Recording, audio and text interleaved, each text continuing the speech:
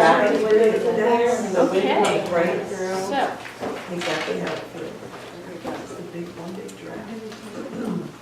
okay, I am going to call our meeting to order. This is the rescheduled meeting of the February regular meeting of the Wellington Board of Education. Today is February 26, 2019, and it is 7 p.m. We start off our agenda with present to speak, and we always like to have people from the audience, whether you work for the school system or are in any way related to the school system or live in town and are in no way related to the school system, speak back and tell us what you're thinking. So we ask that you limit your time to 5 minutes each. When you first, if you would stand up so we can hear you, please also give your name and address so that it can be recorded for the minutes. Is there anyone currently who'd like to speak? If you prefer to wait, there is also the option for present to speak at the end of the meeting. However, by then we will have made some decisions. So if you'd like to have input before our decisions are made, now is the better time to speak up for those of you who have it. Are you all shy? Nobody's going to speak to you? Okay. Maybe later? No? Okay. No, please. One quick, We have one I break. just walked in, so I don't know what I just missed. We just started present to speak, but nobody's been brave enough Oh, to go. okay. So we started right on time tonight because we were all here, so.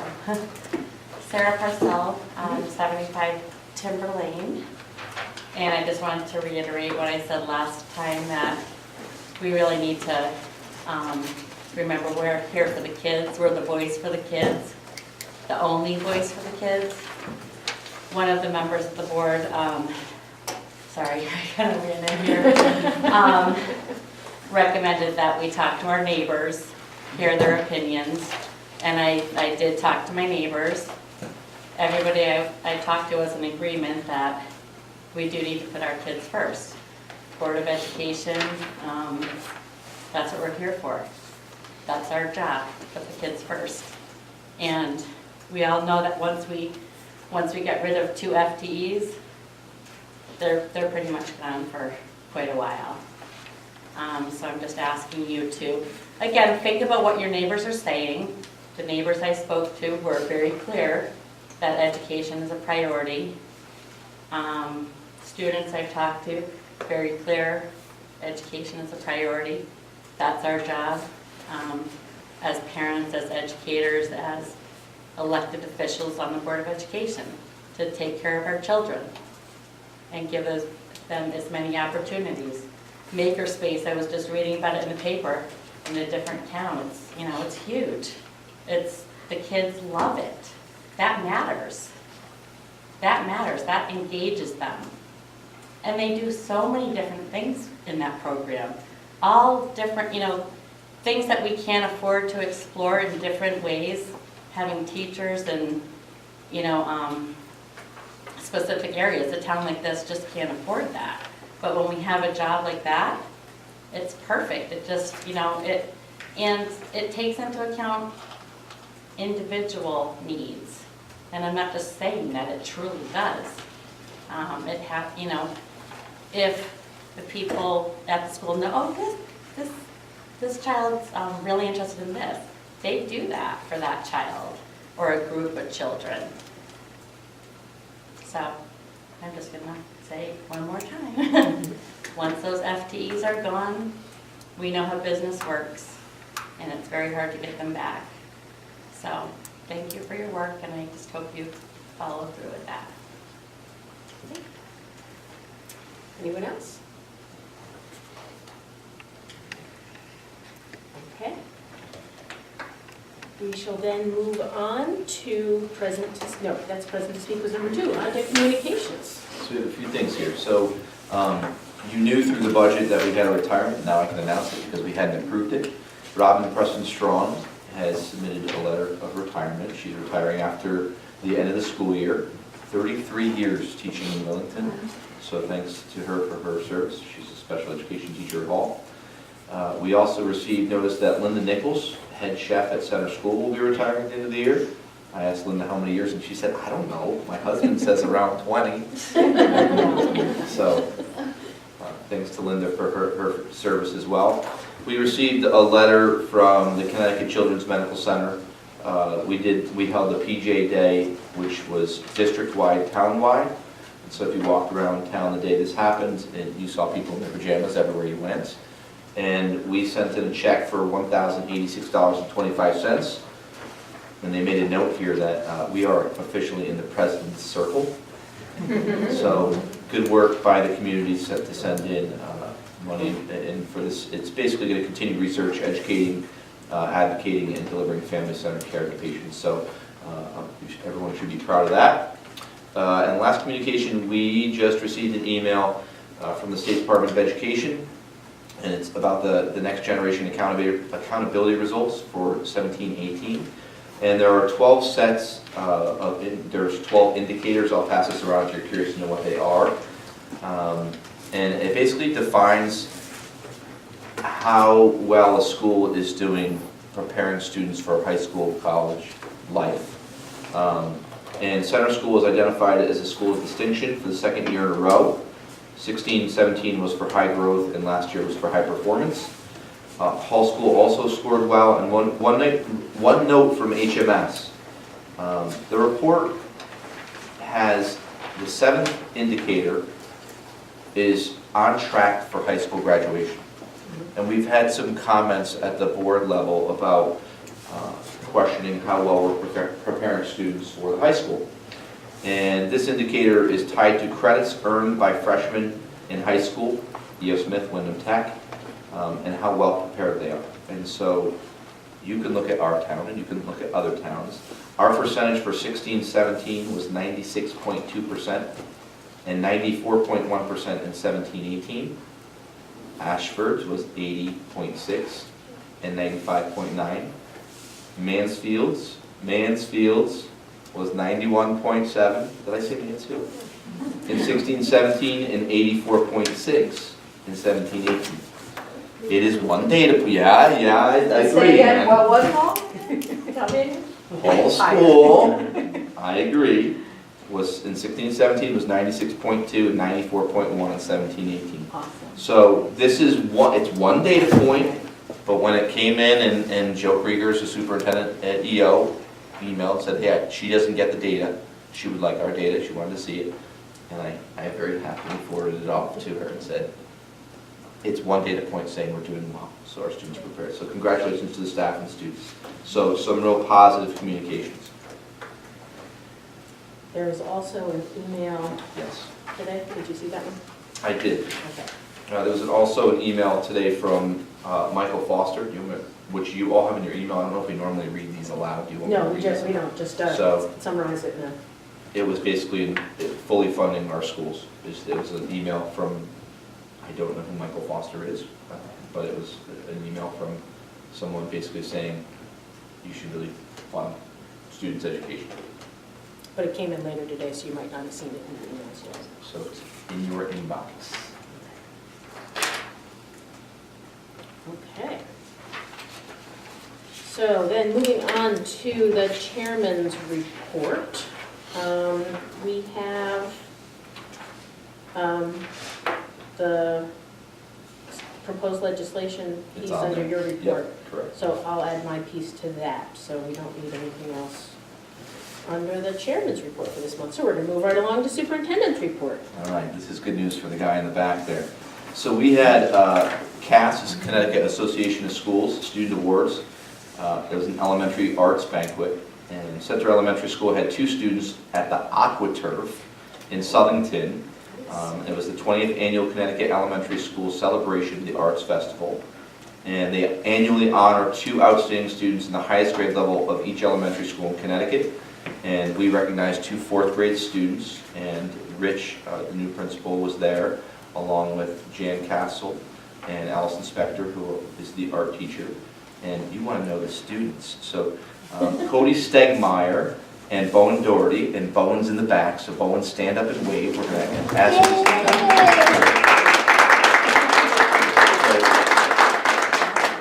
They received the awards, and it was actually a really kid-friendly evening. What did you get to do? The best part that was there, Bowen, He's got My some. caricature. Yeah, I knew that. Bring that up here, Bowen, so the board can see it. So they did some things for students, which is really a different type of event.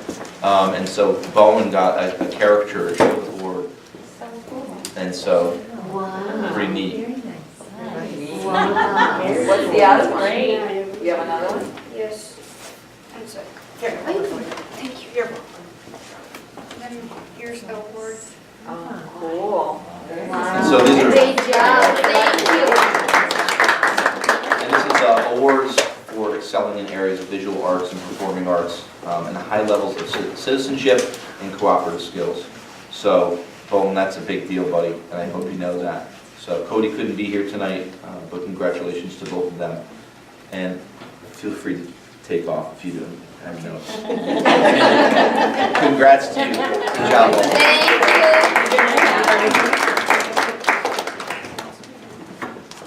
Anytime we get to celebrate students, it's great.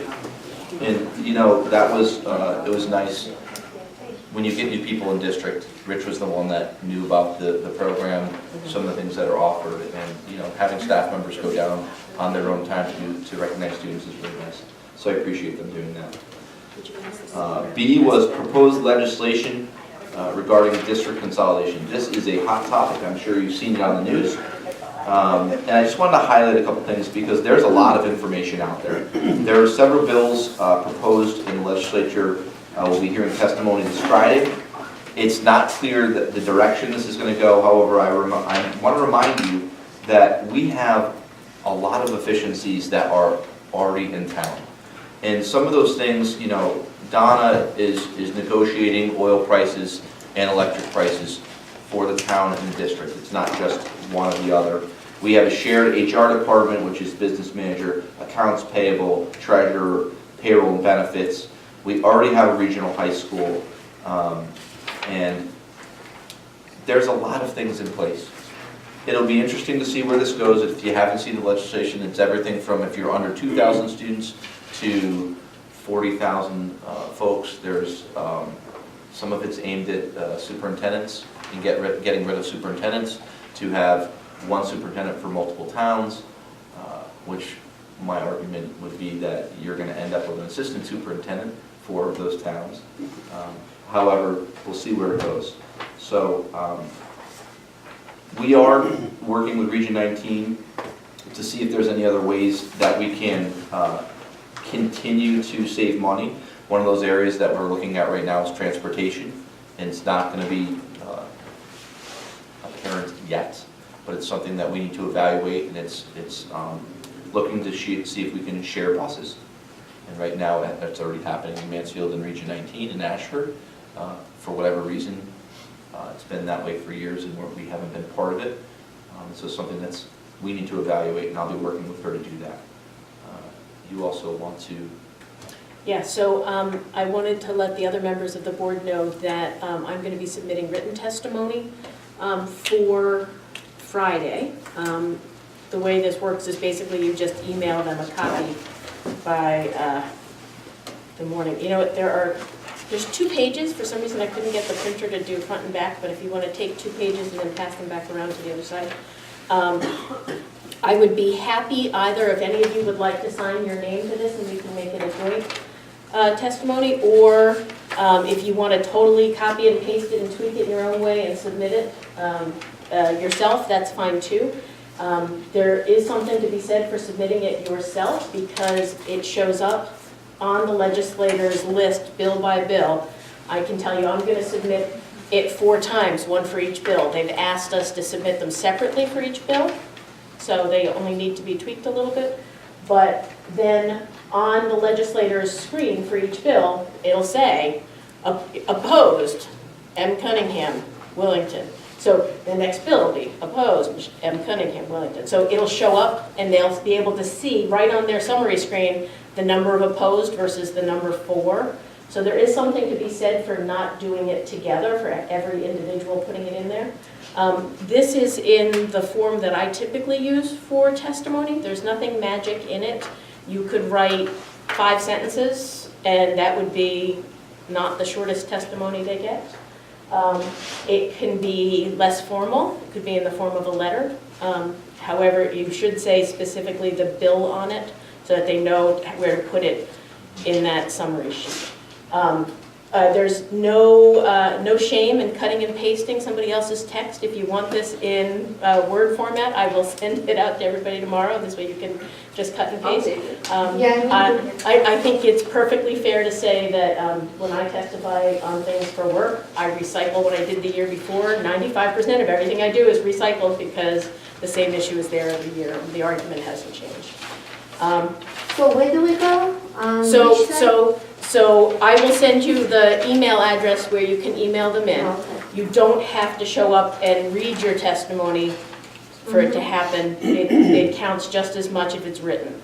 I testified last week in front of the Black and Puerto Rican caucus, and I was there for 4.5 hours, and I had pulled number 39. From everything I've heard for Friday, they will go Yes. past midnight, Yes, it will. and it will be a zoo. There will be no parking. There are multiple hearings going on. It's also the time of year for the budget hearings to be happening. So they often keep the cafeteria open late, so if you are going to go, you can often get something to eat. And I do believe if anybody is interested in testifying, I can have someone sign you up and they'll pull a number. Doesn't mean it's going to help you either way, but you don't have to go at 9 a.m. and sign up and then stay around all day. I can have someone pull a number for you when they do the lottery, and then you'll be somewhere on the list. So if that would be at all helpful, I'm happy to do that. I cannot stay late on Friday, so I can't risk being there until the middle of the night, so I'm only going to submit my written testimony. But if there's any other bill all session that you were going to contribute on, this is definitely the one hearing night I think would be really useful for people. Not because I think that the bill has potential. I think there's going to be such an outcry over this because it's, in part because it was so specific that it really is a formal proposal. But I do think that sometimes a bill is put forward so that they can scale back. So by saying, well, we are already regionalizing and we are already reaching out to other districts and the regional district about coordinating. We would love it if you would, come up with one license for Power School that we could all buy into and not have to all negotiate. So giving them a couple of ideas to scale back to is also a really strong way to show them that we're not just there to say no, we really want to work with them to make something that works. But that said, this is a one-fits-all solution, or in this case, 4 different flavors of one-size-fits-all. I thought there were only. Speak to which proposals you're Right, I talking was about. gonna There are 4 I bills. thought there were only 2. So, nope, I'll give you the numbers. So, there are 3 that are Senate bills. Those numbers are 457, 738, and 874, and 1 House bill, which is 7150. 2 of them were put forward by the governor's office, and 2 of them were put forward by the legislature. So we knew about 2 of them weeks ago because the deadline for individuals to put forward. There was the one that the Senator Looney put forward That was that we talked 40,000. about even a month The ago. Looney bill. Yeah. That was 40,000. Right, and then there was another version that was Only the like 2,000. So there were 2 different versions that we had talked about previously. Right. And these are In- 2 of these or no? That's 2 of these. And then in addition to that are the 2 governor's bills, and the governor's bills are very specific. There's 32 and 36 pages, so it is not light reading. And which ones are those? Yeah, on here it says governor's bill on the top 2. Oh, One of those is it's a Senate bill if it has 3 digits, it's a House bill if it has 4 digits. So it's not clear on here which ones are Senate versus House bills, but it doesn't matter because they're all heard by a joint committee. And there are some very, very aggressive timelines on a couple of do they still have the penalties? yeah. Yeah, so this is, I don't think that it's going to move forward, but given the fact that the governor is behind it too, on top of just Senator Looney being a one-person sponsored bill with no co-sponsors that we talked about last month, I think it's very much worthwhile to make our voices clear that this is not a one-size-fits-all solution that would fit well for Willington. So anyway, feel free to take my testimony, use it, recycle it. If you want to sign on, just let me know. If you just want to do it with me, I'm happy to add your name to it and change the I's to we or whatever, and then send it in. If you have other things going, you can't do that. I have no problem with that if you prefer. So, In Connecticut, a lot of towns have collaboration, regionalization, and as Phil points out, there's a lot of it going on now. For the benefit of the towns involved. You know, I know you're in opposition to it, but there are pluses and minuses to this. And across the country, like Vermont, Maine, have done some of this, Kansas, a lot of the Midwestern states. So it's not something that is really something that you can't live with. It can be worked out because there are a lot of benefits in regionalizing. So you can argue it from one point or from another point too. You're arguing from a small town, I guess. well, I'm arguing approach. from the text of But the there actual are proposal. perceived, liabilities to it, but there are a lot of advantages to it too. Yeah, I'm not Cost opposed, savings I'm not opposed and to things it. and things like that. Yeah, I haven't read your document yet, but Sure, I'll sure. certainly look it over. and- yeah. Just for the record, I want to make it clear that I'm not opposed to regionalization in every case. And I think that there could be some ways, and I end with that saying, I appreciate your intention. And so, But see, you put chair of the Board of Education on your document. that's why I'm discussing it with you And the tonight. thing is, you're not speaking for everyone on the board. We all I realize have that. our own opinions regarding this matter. So I would press softly, in that direction, because we haven't given you authorization to do this. Yes, I We can realize do that. it, but as chair, Mhm. you No, I you're stepping recognize, beyond your authority. we had this conversation earlier, and that's why I said I want to make sure this is on the agenda, because I'm going to put it forward, and I don't want to do something behind your backs that you don't know what I'm presenting. So I have strong opinions about this. They may not match yours, and you are entirely welcome to submit testimony, and I will send you a copy of this, and you can totally turn it around and make the opposite argument if you would like. I'm not telling you which way to argue. I'm just saying this is the type of bill that would impact us in Willington. And it's an area in which we should use our voice, because most of the stuff that happens in Hartford doesn't affect us, but this is in one case where it actually does. And I, just for the record, want to say that it's not that I'm opposed to all regionalization. The text of these bills, and I have read them both in detail, is a one-size-fits-all solution. It is not about, it's not clearly laid out that this is a thoughtful proposal in which they will take into account various things. It's very much a penalty focus. It's couched in language, oh, we're going to study this, we're going to study this, we're going to study this. But it's then in reality, when you get further into the bill, there are some significant penalties for not following their one size. So that's my thought. I just have a question. I just want to make sure I understand what Herb's point is. So are you suggesting that Michelle should not identify herself as the board chair? I'm sorry. Are you saying that Michelle should not identify herself as the board chair because that would imply that she's speaking for the board? Well, that's what it implies, yeah.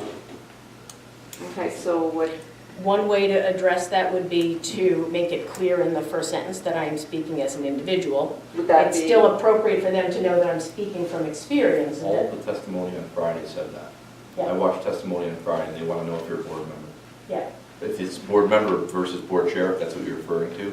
I watched a testimony on school safety in the classroom safety section on Friday, and I'm a board member in the Cromwell Public Schools.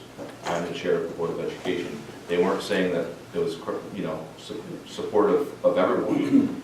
I know the Ellington Board of Ed all signed one document or something, so I think that's where it's coming from, but that's just what I saw on I Friday. would suggest that in the past, in the body of the text and identifying yourself in that way as opposed to signing it, Michelle Cunningham, Board of Education Chair.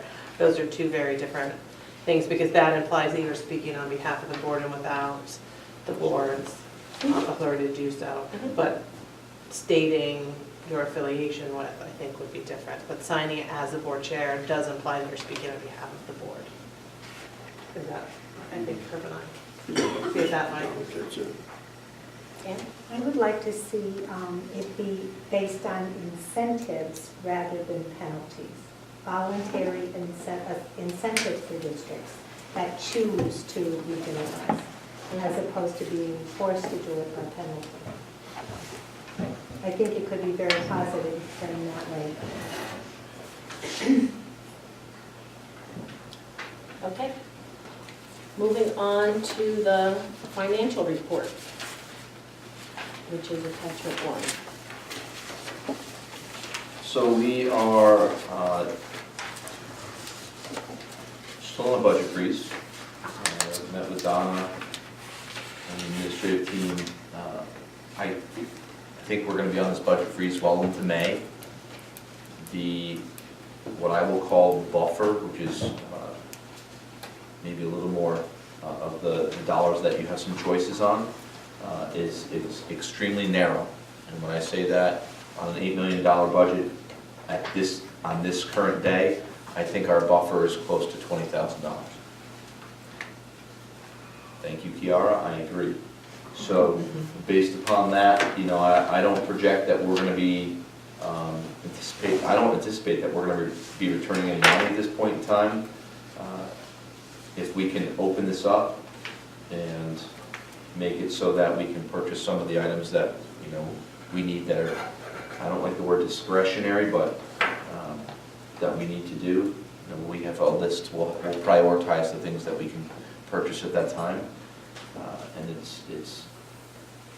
And I have to listen to Donna when she says, yeah, it's tight. She's been doing this a long time. And so I've asked 1,000 questions in different ways. And I don't like saying no to things, and I'm constantly saying no to people about, hey, can we get this? No, we're on a budget freeze. The only things we're purchasing right now, and you're going to notice that we went from 3.1 to 1.6, are all contractual things. You need your virus protection. That's going to be paid. You have to put your salary in. So now that we have two new, the new administrators, that number's adjusted. Transportation, we're waiting on a reimbursement for diesel from Region 19, so that number will come up, but it's pretty close to the number that's in the negative. The PD money that's there is not a lot of money. Even though it says 34%, it's only a couple, 22,000. So this budget is that we're currently living is extremely, extremely tight. And the 455,000 that you see, anywhere you see the ENC, the encumbered, the majority of that column is salary all the way down. Fringe benefits is just a monthly payment, but we encumber the entire section for the year. Any questions about that?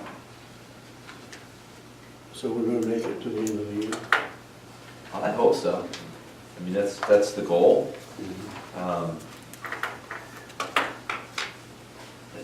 I'm not comfortable spending any money right now unless we absolutely have to.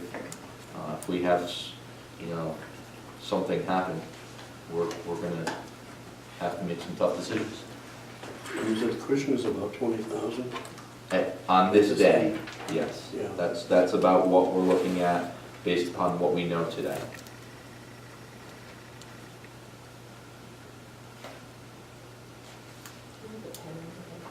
This one. And everything else is encumbered, basically, that's it.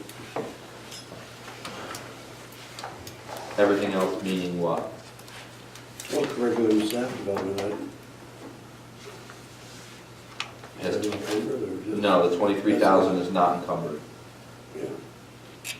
But the money that you see in balance remaining in that column is going to be used to cover the overages that we already know about.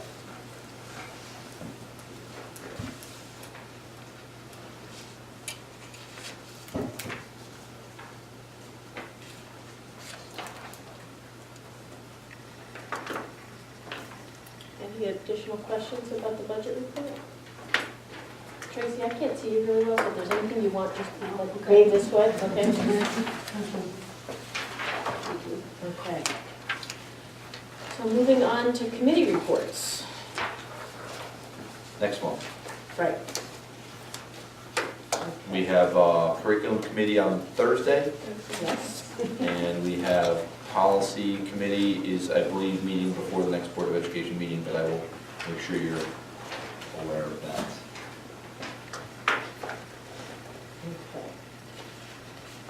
Okay, moving on to new business. So before Ken starts, we do not have a policy currently for field trips.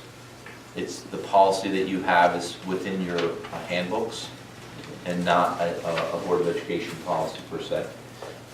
And so that's a policy that has been worked on this year. It's in draft form. But I thought it was important that we start to follow that policy because I do see that we're going to be moving in that direction. And so typically when you have a trip out of state, it only requires my approval. But I thought for the purpose of this trip, because it's brand new, that it would be important for the Board of Education to weigh in on the trip. So Jason couldn't be here tonight, so I asked Ken to present, trying to give you a sense of what the trip is and their plans. And I'll also add that I've talked to other superintendents. They're doing identical trips. This is not uncommon what you're about to hear, but I thought because it's different, it's unique for us. It's not something that we've done that you hear about.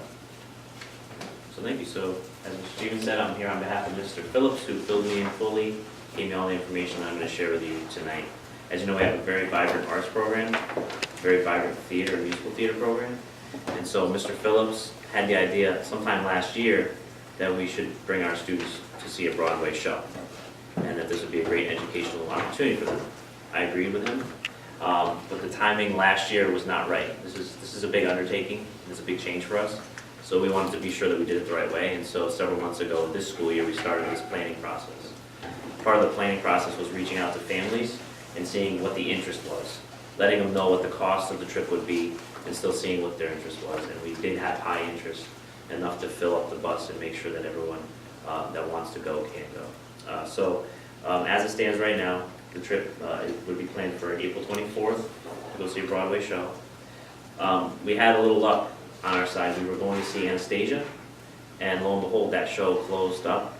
It's going to be closing this month, actually, in March, which at the time we thought, oh man. Turns out we were able to get Frozen, which is wildly popular, more popular, for the same price. So it actually worked out in our favor. So the students will be going to see Frozen April 24th. We originally wanted, and for next year, if this is successful, which I'm sure it will be, to have the students partake in a seminar while they're at the Broadway show. You can pay extra and have the student actors actually taking a class with some of the Broadway actors. But that drastically extends the time of their day, and it makes it much more expensive. So we thought that it would be a good starting place for them to just take in the show, have a shorter day, and have a cheaper price. Okay? So they're going to leave the school around 8 o'clock, and they're going to come home around 7:30. So this is pretty typical, as I was discussing with Mr. Phillips. I said it's not out of the realm of what a student athlete has for their day when they go play in a baseball tournament or something off-site. So One of the things that's in the policy is if a field trip goes beyond the length of the school day, that's something that has to come forward for approval. So, the students attending, there'll be 34 students attending, and this is after reaching out to families. There'll be 17 parents, 1 administrator, 2 drama assistants, and 2 teachers. This gives us a ratio of 11 students to 1 adult, which we believe is optimal, and will keep all of our children safe at all It's got to times. be better than that. It's 11 to 1 without parents. Without parents. Without parents, Right. staff members, Yeah. sorry. So 2 teachers. Not adults, one staff assistant. 11 to 1 staff members, much lower for It's more parents. like 1 to 2. The cost per person will be $120, which we know is exorbitant, but we did reach out to families. We also have a student activities fund that's called the Rainy Day Fund, and we have that fund for families that can't afford to take part in anything. And we would certainly extend that fund for students and families that weren't able to afford this. The travel agency is Perkins, which we did some research on. They host a lot of schools in the area, so it's certainly reputable. And we took great measures to make sure that the students stay together. We didn't want the students getting off the bus and then going off on their own with their chaperones. So they're staying together, they're eating together, and we adjusted the schedule even from Perkins, what they recommended. We made it even a little bit more of a shorter time frame for lunches and keeping the students together, just to make sure. It's our first time out, just making sure everything's on up and up. So I have all this information here, just wanted to paraphrase it for you. Of course, if you have any questions, hopefully, if it doesn't involve math, apparently I'll be able to answer. You were right, it was just I said adults, I should have said staff. your science teacher behind us.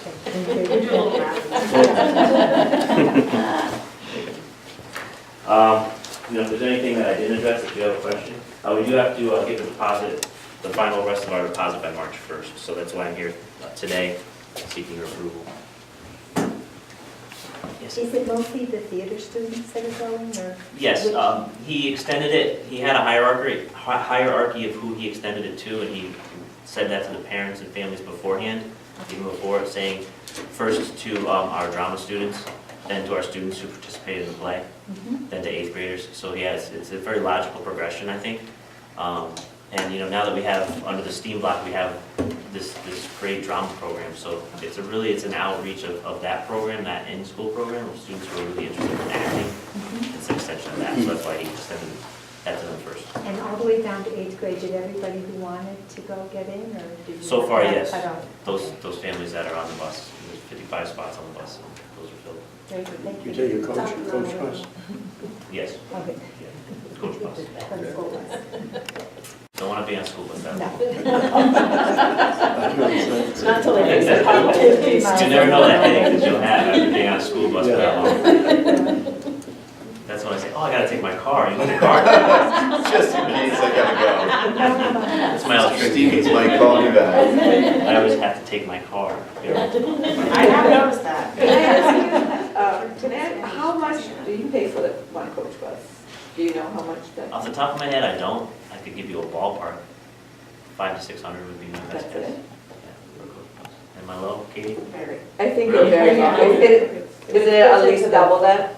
If I remember correctly, we did a science field trip last year, it's about 1,600 to Oh my Boston. God. Never mind. I'm sorry.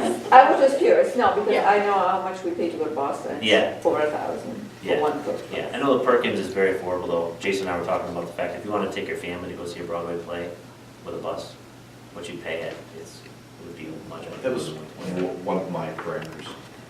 It's gotta be reasonable.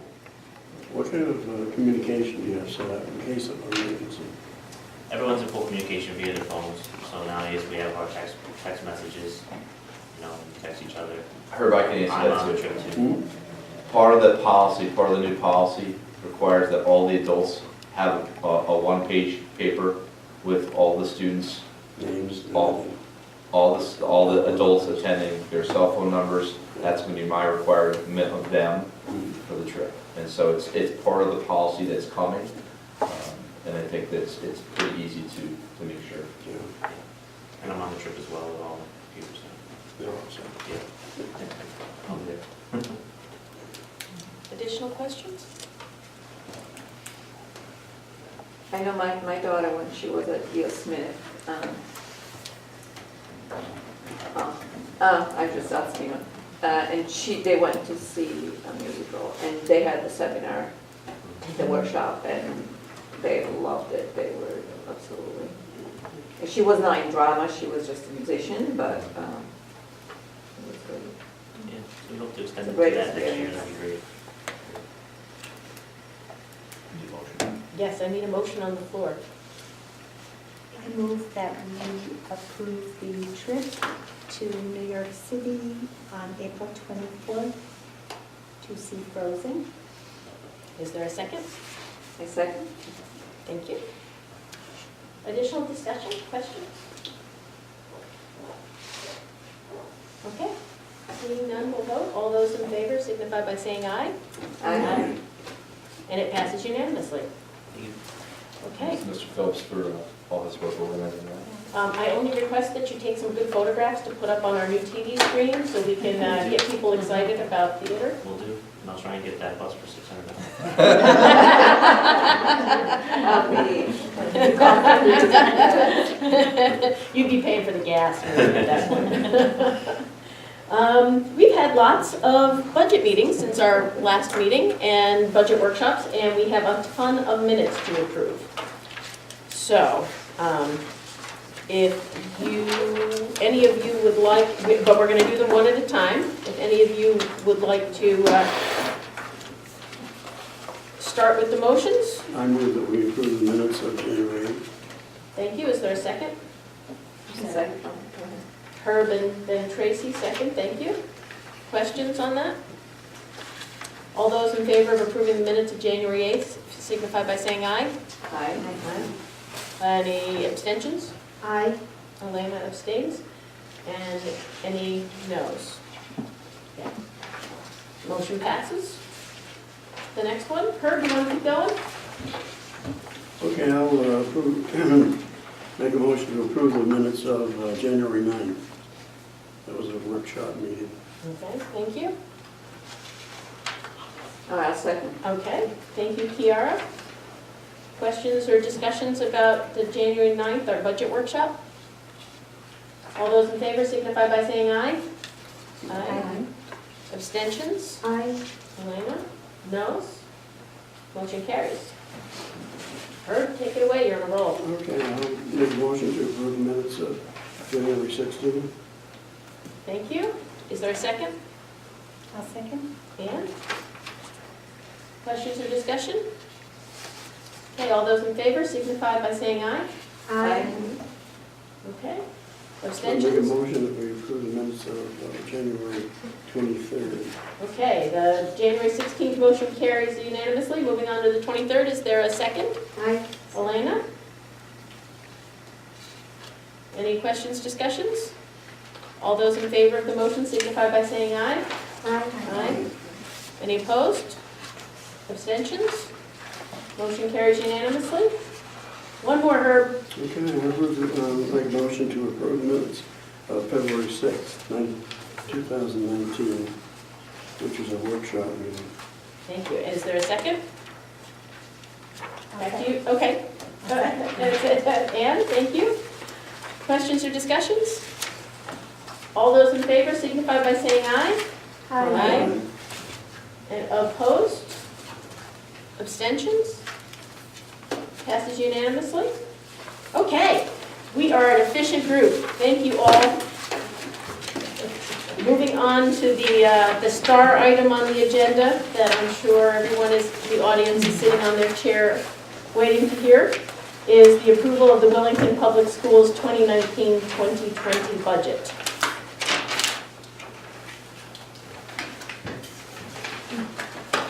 Do you want to give us some opening remarks, Phil? Opening remarks? Well, I think you have the 5 options that were presented to you last budget workshop, A through E. A is where this process started, was a flat budget. We do have some further information about retirements. That basically brings you to option B. And then C, D, and E are just varieties of the positions. All options C, D, and E reinstates the supplies, library books, curriculum leadership to $10,000, professional development to $5,000, and takes into account the retirement savings of the special education teacher. And then basically you're just looking at the balance of those options is what you decide to do with the positions, and that takes into account the salary as well as benefits. And so option C, if you reinstate library media specialist and the school-wide enrichment positions, your budget increase would be $465,000. That's what you'd be adding in. Budget total would be a 5.6% increase. Option D is the library position only. That's 4.67% increase. And option E is the school-wide enrichment position, and that would be 4.23%. Okay, I have a question. I forgot a little bit. So option C, D, E, all these three options, they reinstate the supplies, they put the supplies back. They're So still we- flat or minus 1%. Oh, they're flat, so that's. But they're not decimated. They're not significantly cut. They're flat or a slight decrease. Okay, So it's reinstated from the original discussions of a sharper cut. And that's what the $29,416 that, and I put that number there intentionally, that takes into account for option C, D, and E, the supplies to flat or minus 1%, library books, the curriculum leadership would increase to 10,000, not by 10,000, but to 10,000. Professional development would increase to 5,000. And when I say increase, I'm just adding back, I'm not adding money to it. That total would be putting $29,416 back into the budget. Compared to the original. Correct. comparing to your first proposed budget. Correct. Okay, so we do not have an option just to vote just for your proposed budget. Do we have that option? We have that. The process that I'd like to use, because there was such strong sentiment for some of these options that add money back in, that the process I'd like to use is to have one budget motion to start with, and then any one of us can make a motion to amend that, and then you can say, I want to, for example, you could say, I want to reduce the supplies, library books, curriculum leadership, and professional development by $29,416 to the amount that was originally proposed. So you can make that amendment. We would vote on the amendment. If the amendment passes, then the amended motion is what we would vote on.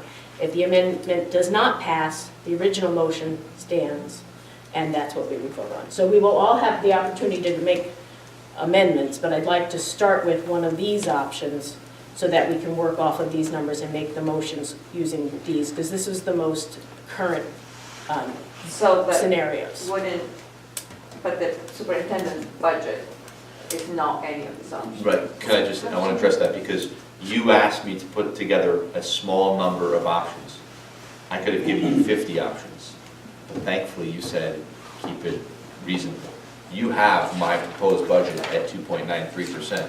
So there's 5 options here, but you could create your own option based upon your own scenario, but you do have that other option. So my request of you is that we start with one of these, and then we move with any, if you wish to make a proposal with a whole bunch of amendments, you know, you could ask to reinstate all of these, or you could, if you wanted to say, I make a motion that we cut this one small line item by this amount, you could make a motion that way. So we have that option. We're not going to start with the superintendent's budget, original proposal? No, that's what I'm requesting, that we don't start with that and add it back in. Anyone can make a motion to anything, so they could. I mean, the motion could be, correct? They could. Right, I- right. I think that's what yeah. she's asking. Oh, no. Is that she can make a motion to anything. Right, can start my with- request is to simplify this. Last year, for those of you who were either on the board or at the table when we were up in the gym, we did this program by program.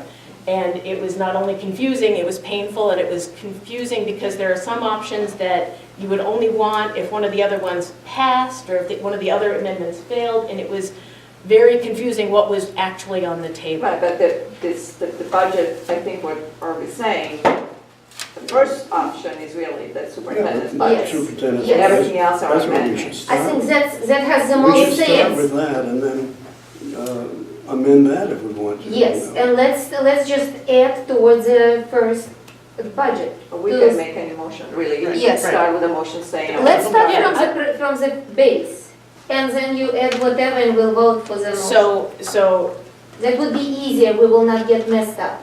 okay, if we get messed up, I'm gonna call us back, okay? But we're not gonna do it by program, we can No, still so start with. I'm asking as much as possible that you keep your motions to amend this very clear, and that I'm not going to be repeating and clarifying and asking you what you meant. I want each of you to take responsibility for your own motions to amend this, so that it's very clear, because we have to take pity on the person taking minutes.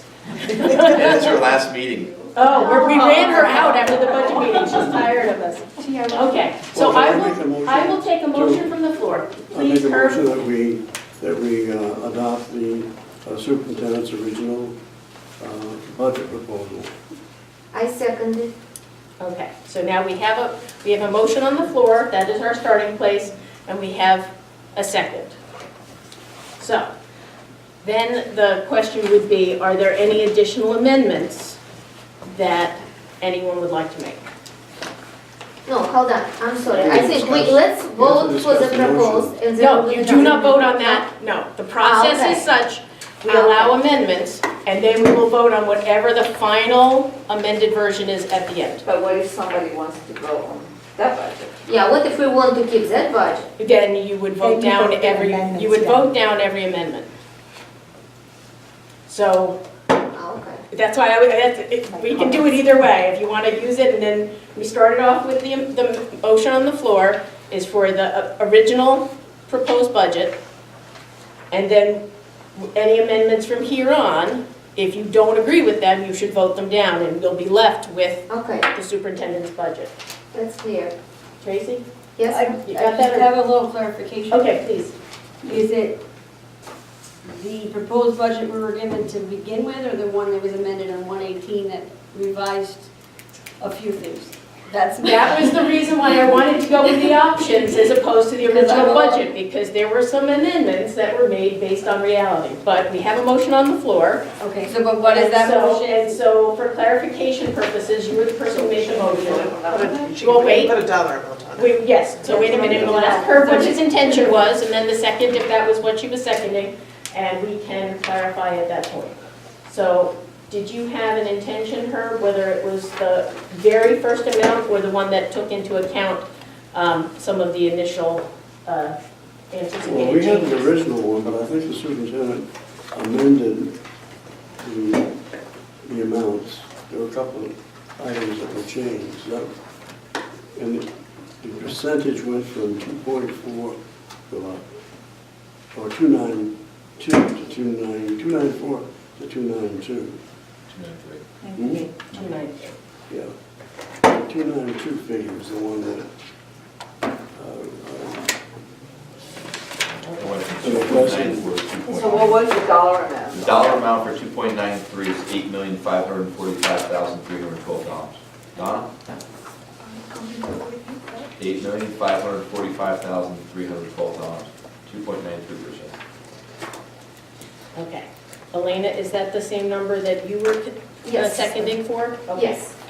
So now we're clear that it's the slightly amended number, 8,545,312. No, that's not the same number. No. Okay. Sorry, I'm jumping out of paper here. So, are there questions or additional clarifications on that motion and what that includes? Just to make sure we have the same foundation and basis from which we're starting. Thank you for that, Tracy. Any additional questions? Okay, so we're clear where we're starting at. Okay.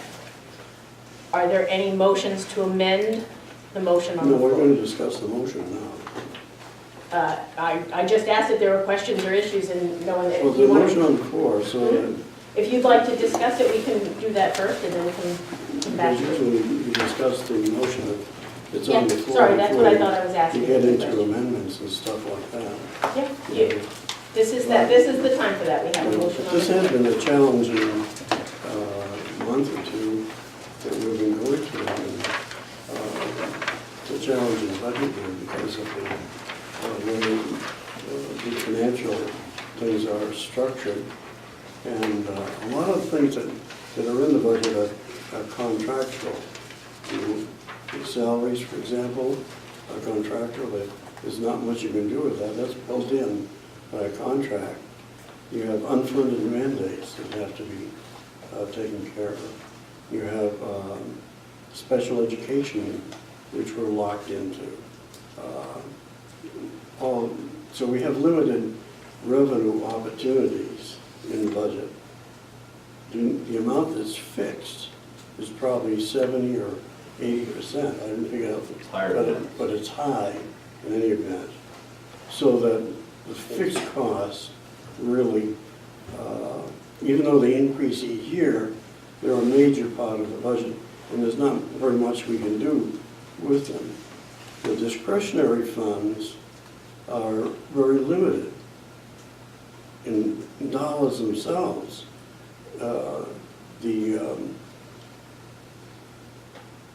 In that area, you have the supplies, curriculum, and things of that kind. There's not very much you can do with those things. So the reduction of the budget in almost any area is very, very limited. And with rising costs and fixed costs and everything else, you really can't take very much out of the discretionary. It doesn't make that much impact if you're trying to reduce the budget at all.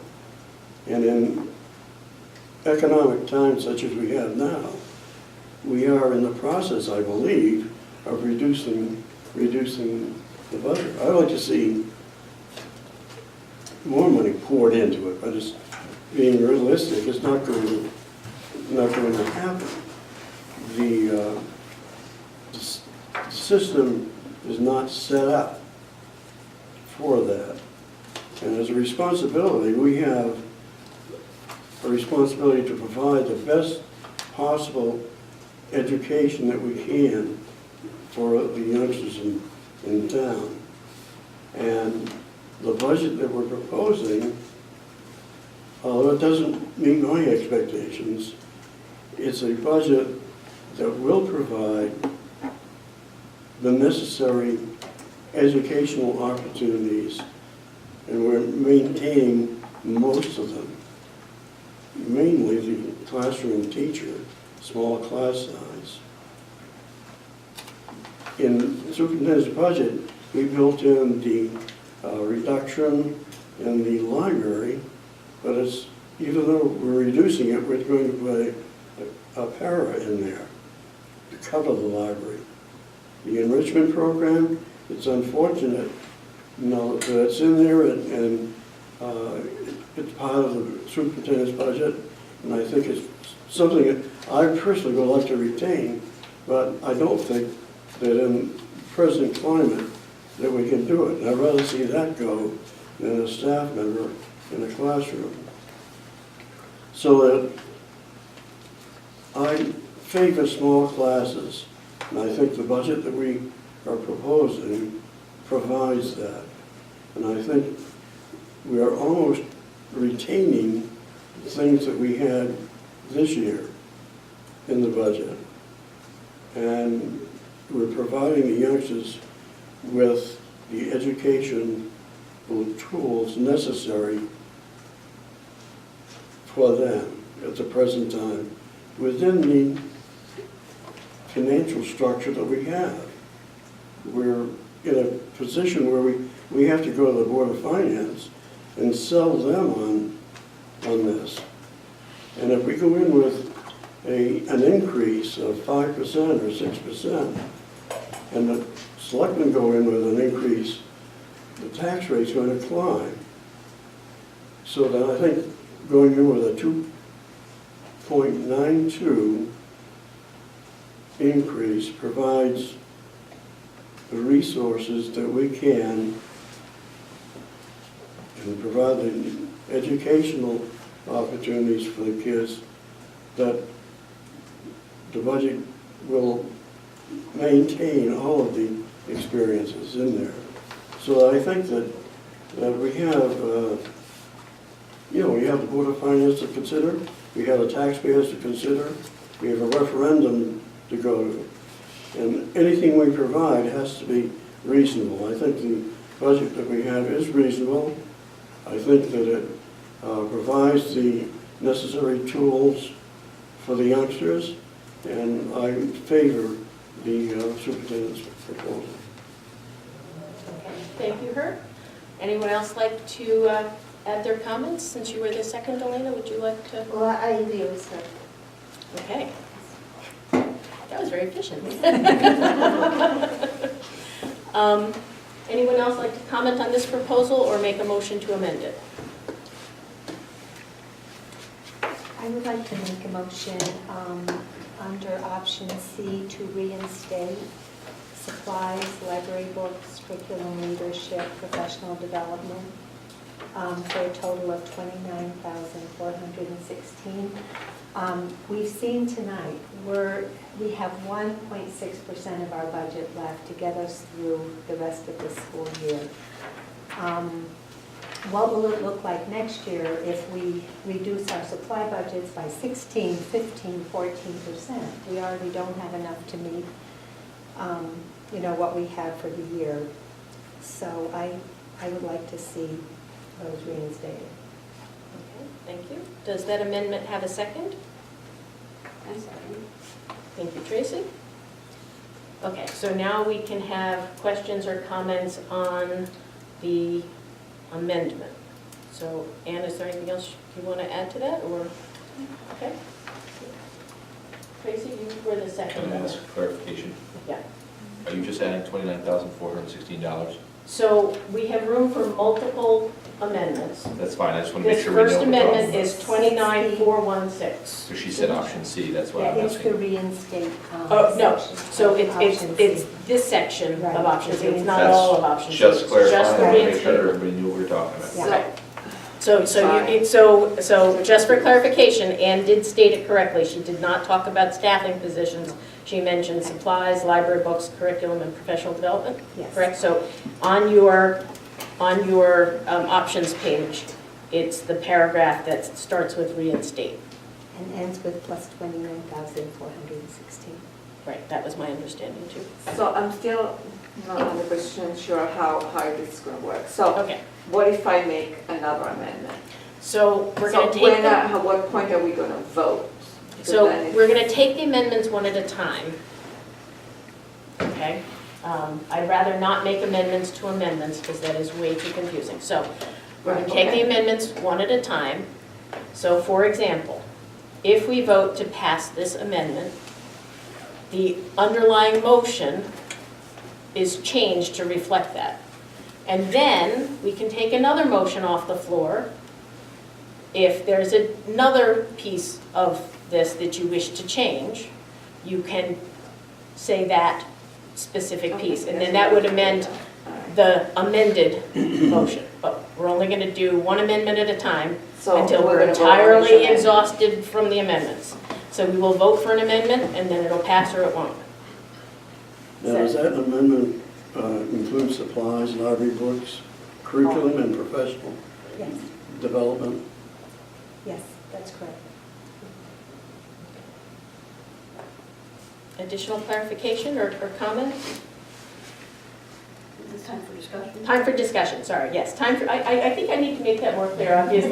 thought I was doing that, and it wasn't working. Okay. You Well, said it right, or we we said still it have right. professional development in there, don't we? In other words, that 5,000 is just part of, we still provide professional development for staff.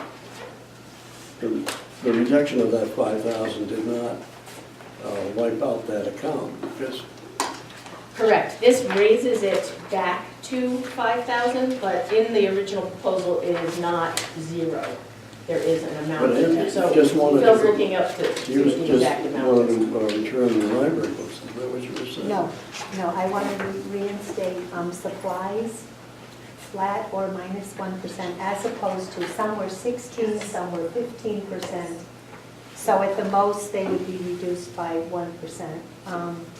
Library books, curriculum leadership to $10,000, and then professional development to $5,000, for a total of $29,416. Is there a way for us to break it on parts No. and separate supplies from? Right now, we have a curriculum? motion that's been seconded. Okay. So this motion, we will vote on, it'll Okay. pass or it'll fail. If you wish to make another motion afterwards, I would entertain that at that time, but not a motion on the motion. Okay.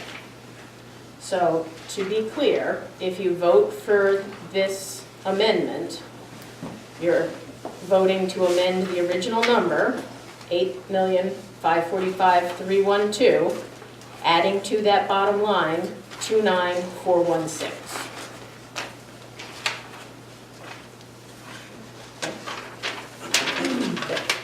Do people No, understand? we could amend the amendment. I would prefer, I mean, it is permissible by Robert's rules to amend the amendment. That is true. I would prefer that if the amendment is not acceptable, that we vote it down and put forward another amendment, because even one amendment is confusing enough, and I think that we're creating too much confusion by doing this. So, Okay, well, I'll just, it's not a motion, it's a request to separate each item. we That's don't, permissible. it is. Instead of voting on the 29,000, you vote on each one of the items separately. And it will take only 3 additional votes. Except we would then have to sit here and calculate what each of those lines are going to be, because remember, the supply lines are in both Hall School and Center School. Well, we have done it here. Well, the whole reason we had Phil do the options was so that we could vote for this simply without going through program by program by program. So, Line by line. right, so I would, because we have a motion on the floor, Herb, you are correct by Robert's rules. If you strongly wish to push this, I will allow a vote on splitting this up. But I would discourage it because we're going to be here for hours trying to get this right. I would push it. I would insist on pushing. $30,000. No, I would push it. So I'm what- sorry. So the request on the floor, is to allow us to disaggregate the motion for the amount of the 29416 into the multiple different line items. I will allow a vote specifically on the whether we disaggregate or keep it as a lump sum before we then vote on the amendment motion.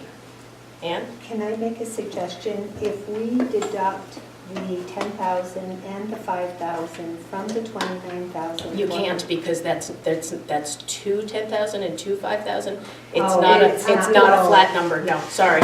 I know you thought that was gonna be simpler. Because then It looked like it was, right? 14,000 supplies and library. Yeah. Now, we Okay. said that it was 1,000 extra for, out of the 29,000, and Phil, correct me if I'm wrong, the last time when I asked that question was that curriculum leadership was only 1,000 of that 29,000. And PD was 2,500 But- of that 29,000. But because we are at the point where we are voting on the budget, I need the exact dollar amount. I think we No, said I it was about understand, but 1,000. I it's think he not said like it was 15. about It 1,000. wasn't 15,000. Correct.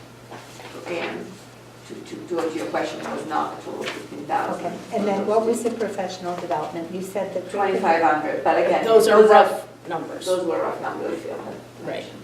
One was 1,000 for curriculum leadership and 2,500 for PD. Right. So that's 30, if we subtracted that from the 29? No, No, no, no, no, so we can't because we have to have the exact numbers All right. for every vote. But So, if you want to know the ballpark, right? that right, would for the be- ballpark, the Yeah. majority of this is supplies and library books. It's not curriculum leadership or professional development, that is true.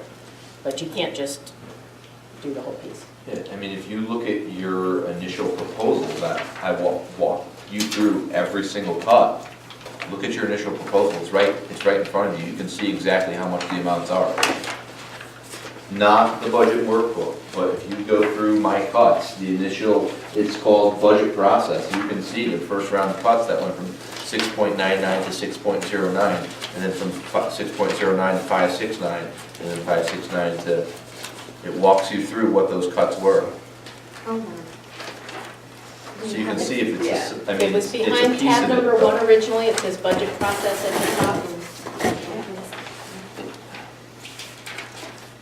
What is the, Oh, this it's the one. second page of the original You budget. s- But they're not, You see 35, Is it this one? 2,500. they're still lumped though, because you have the retirement savings, the grant, You have to pick the pieces out, that's what I'm saying. And Yeah, that's the same thing I have to do right now on my line items. Library books.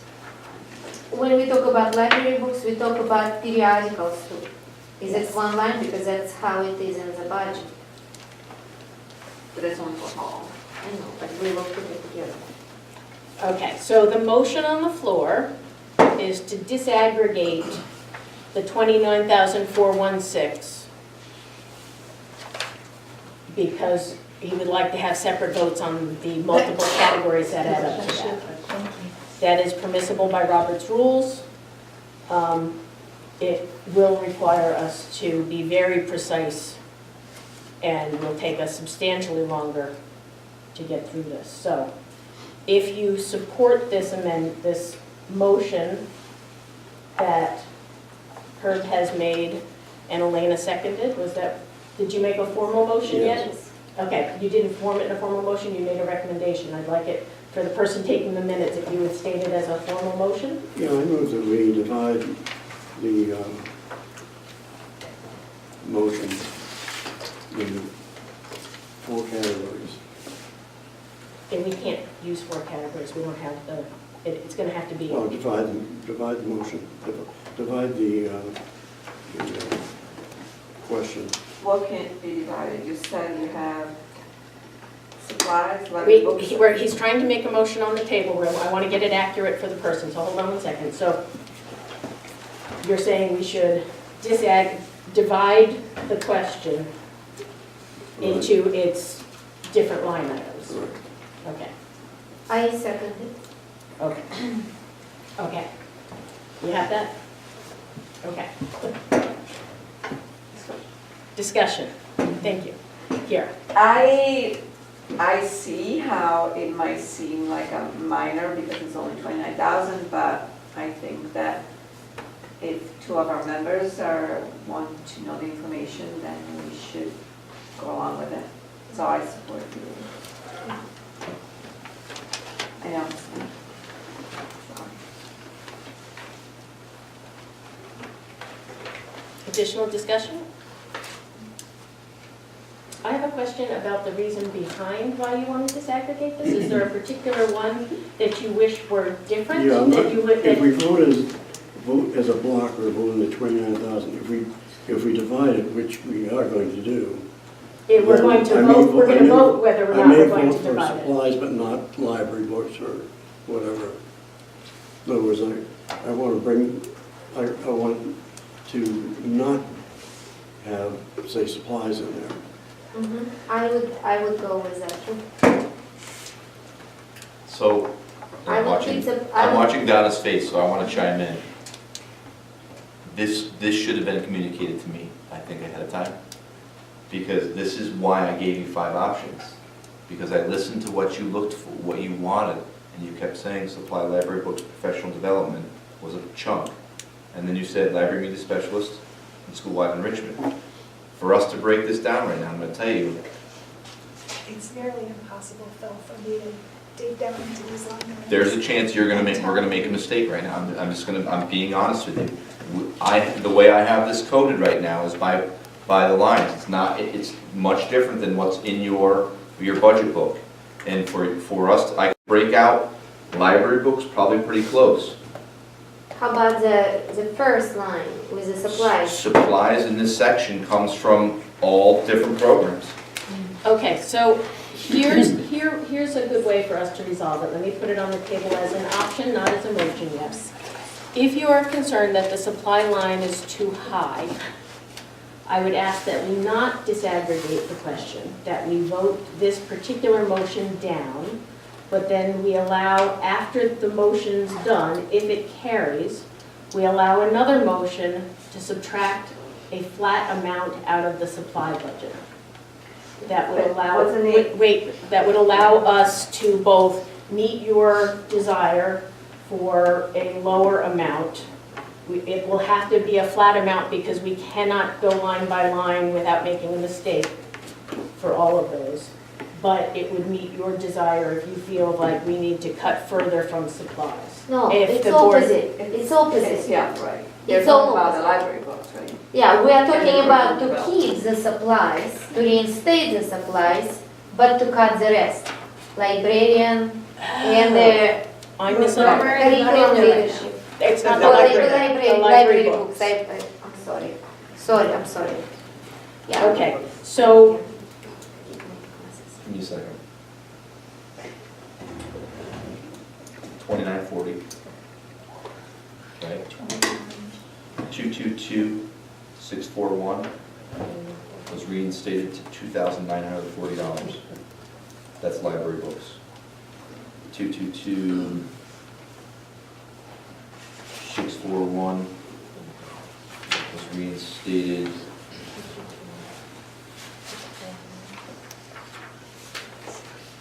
What are you asking me to go back to? Original? Original. no, the January 18th, but I don't think that affected the supply, I don't think that was a change. Tory,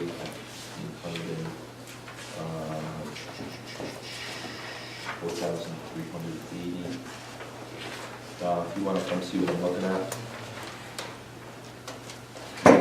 I'm sorry. Okay, so my proposal on the floor then, not as a motion, my proposal would be that I would request that the person who made this motion withdraw this motion and allow us to take a follow-up motion after the motion to amend that would allow a cut of a flat amount to be estimated now, but to the line items of library books, curriculum, leadership, and professional development without having to go into detail of that. So we could take a vote to cut any one of those lines separately. So here's what I'm saying. If we don't disaggregate, we can vote to increase it, and then we can take, if that passes, you can take another vote to decrease it by whatever amount for a particular line that you're interested in. Well, That sounds like that would be doable. well, we're just not gonna support it. Well, I know, can but I- it's, I have one more question. I'm just trying to simplify this so that it's doable tonight so we don't make a mistake. So my question is not about how we're gonna vote. My question is about the process by which we vote. So we have a flat amount, that was our original motion. We have a motion on the table that's been seconded to add a certain amount.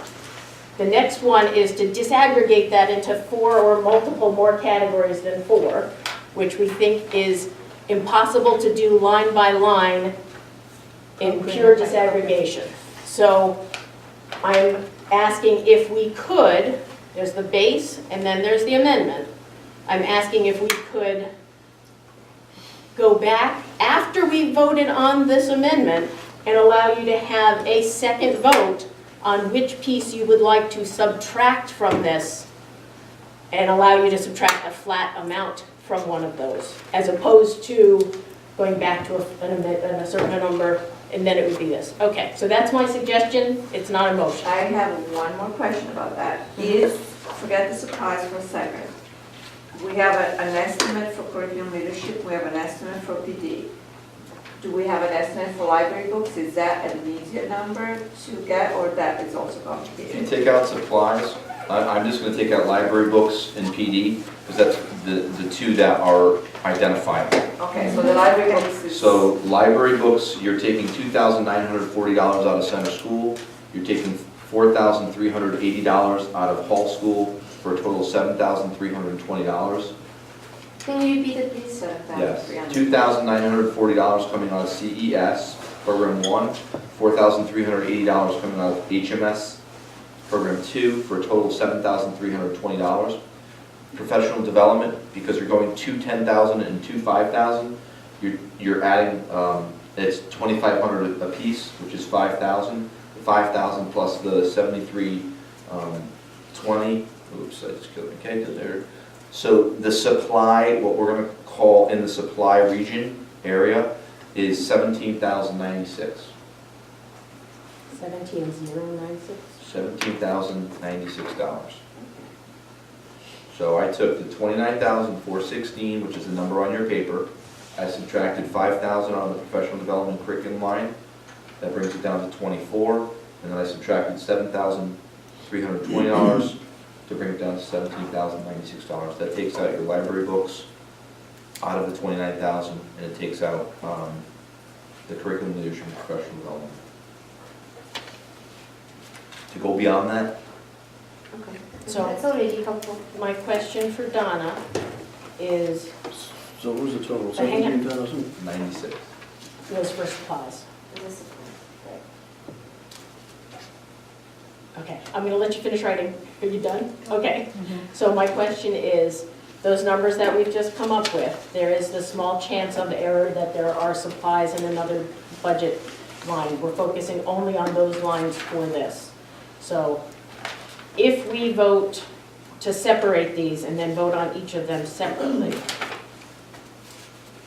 is that gonna cause you a bigger headache I can trace it back. tomorrow? You can, I can trace it back as long as I can follow the numbers, which I am at the moment. I Okay. can trace it back. I would break them into 3, not 4.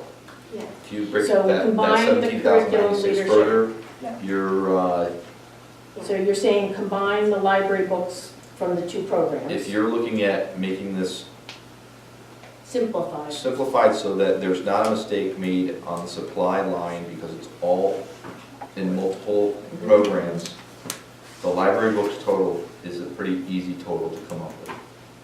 Because the original, and I'll prove it to you, the program 1, center school, is program 222. The initial request was 0. We put $2,940 back in. You're now requesting to take that money out. And the reason for center school that I put in 0 to get it down to that 293 point was because they have a book fair. And I said that would be, you could manage that for maybe 1 year. Program 2, the library books, the request that I put in, it was not even close to what was asked for, was $1,500. It was then brought back up to the original request that went in, that was sent to me, to $5,880. So that's $4,880. Those are library books. So the balance, if you take out the $2,940 and the $4,380, it will leave $1,500 in library books for the district. Okay, thank you. So, I believe we have clarified the question about whether or not it is even feasible to divide this up. Is there any question on the feasibility, now that we've discussed what the numbers are? Okay. So, have we completed discussion on the motion on the table to disaggregate this request or to keep it as a block? Okay, so, Yeah, so as I understand, we can just do 2 votes here, so, yeah? no, so the motion on the floor is to disaggregate the numbers. So it would change the motion on the floor to 4 motions to add back to the baseline. So we're gonna have to vote 5 or 6 times to get back to where we were. So if you vote yes, you want to disaggregate the numbers, and if that passes, we will have to do another 4 votes. If you vote no, you don't wish to disaggregate, that motion will fail, and we will go back to the original motion, which is the lump of 29,416. Is that clear? Okay. Well, can I clarify one thing? You said 15,000 library for the district. Is No, that- 1,500. Oh, I was gonna say. $1,500. Without Those the zeros money that's matter. in this 29,000, without the 7,000. it would be- Without the 2,940 he's requesting That's only for center. was the difference just for center, right? Okay, You're basically eliminating $7,320 in library books. totally, yeah, okay, thank you. Okay, so seeing no more discussion or questions, the motion on the table that we're voting on is to disaggregate the amounts for the motion to add to reinstate the supplies, library, books, curriculum, leadership, professional development.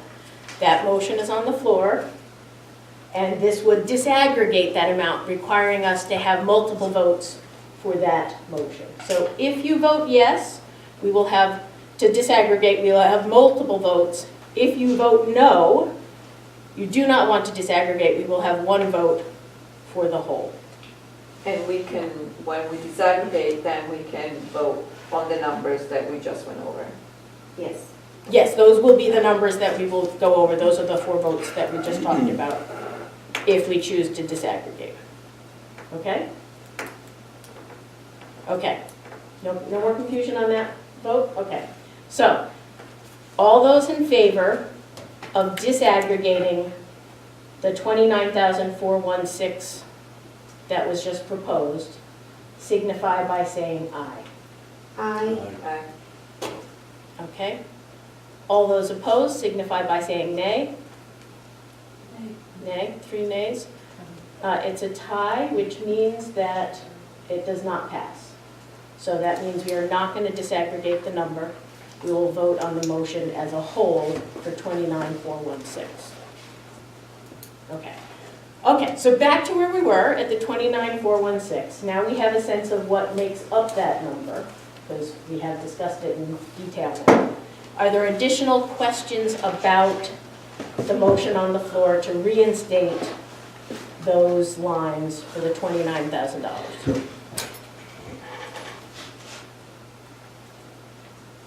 The discussion point is that in the current budget that we are living in right now,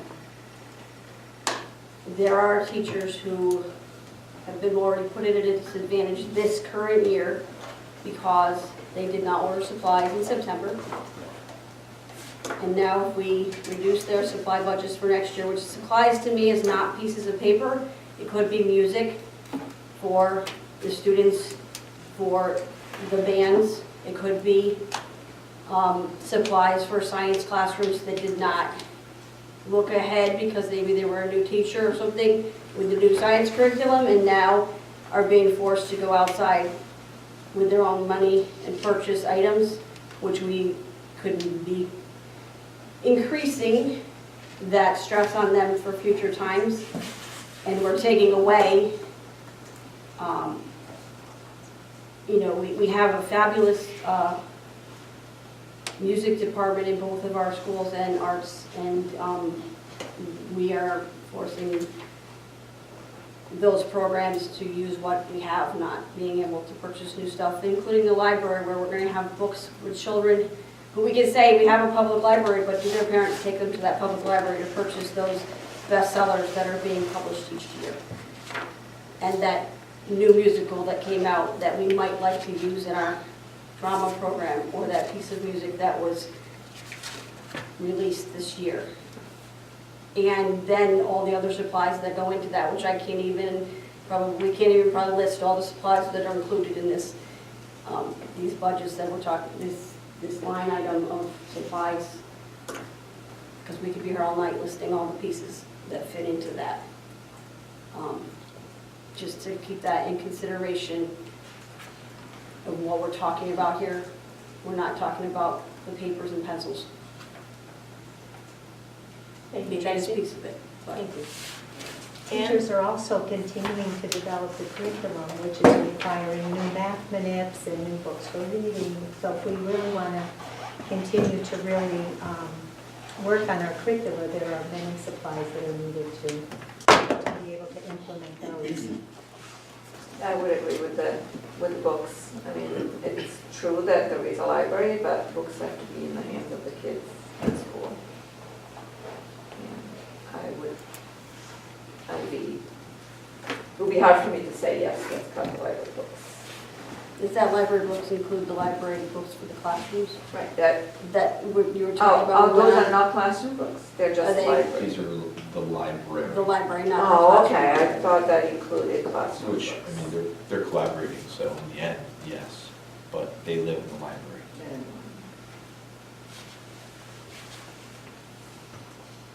Additional questions or discussion on the question at the table? Well, we still have money in that account, don't we?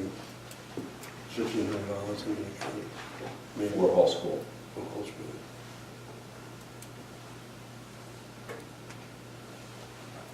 Okay, are we ready to vote? Okay, so, the motion on the table, which has been seconded, is to reinstate supplies, library books, curriculum leadership, and professional development funds in the amount of $29,416, which would make our total bottom line $8,574,728. All those in favor of reinstating those funds signify by saying aye. Aye. Aye. No? Okay, motion carries. Okay. So, take a deep breath.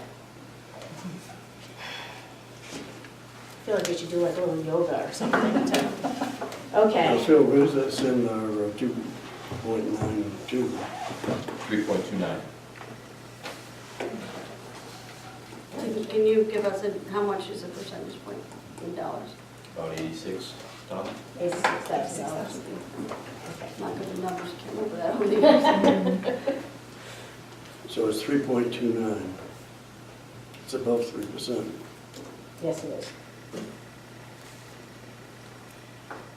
Okay. Are there any additional motions on the floor to make any other changes to the budget as it stands currently? Kiara? She was adjusting her glasses, that wasn't a raised hand. I would like to make a motion to reinstate the school-wide enrichment position. Which, I'm sorry, I couldn't hear you. The school-wide enrichment position, Oh. that would add another $78,022, Yes. $78,022 I will second to that. the budget. Okay, thank you, Ann. For those of you looking on the budget adjustment sheet with the scenarios, that's at the top of option E. Just for clarification purposes, that's the...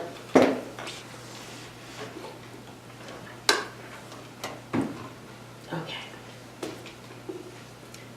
Questions or discussion about the school-wide enrichment position?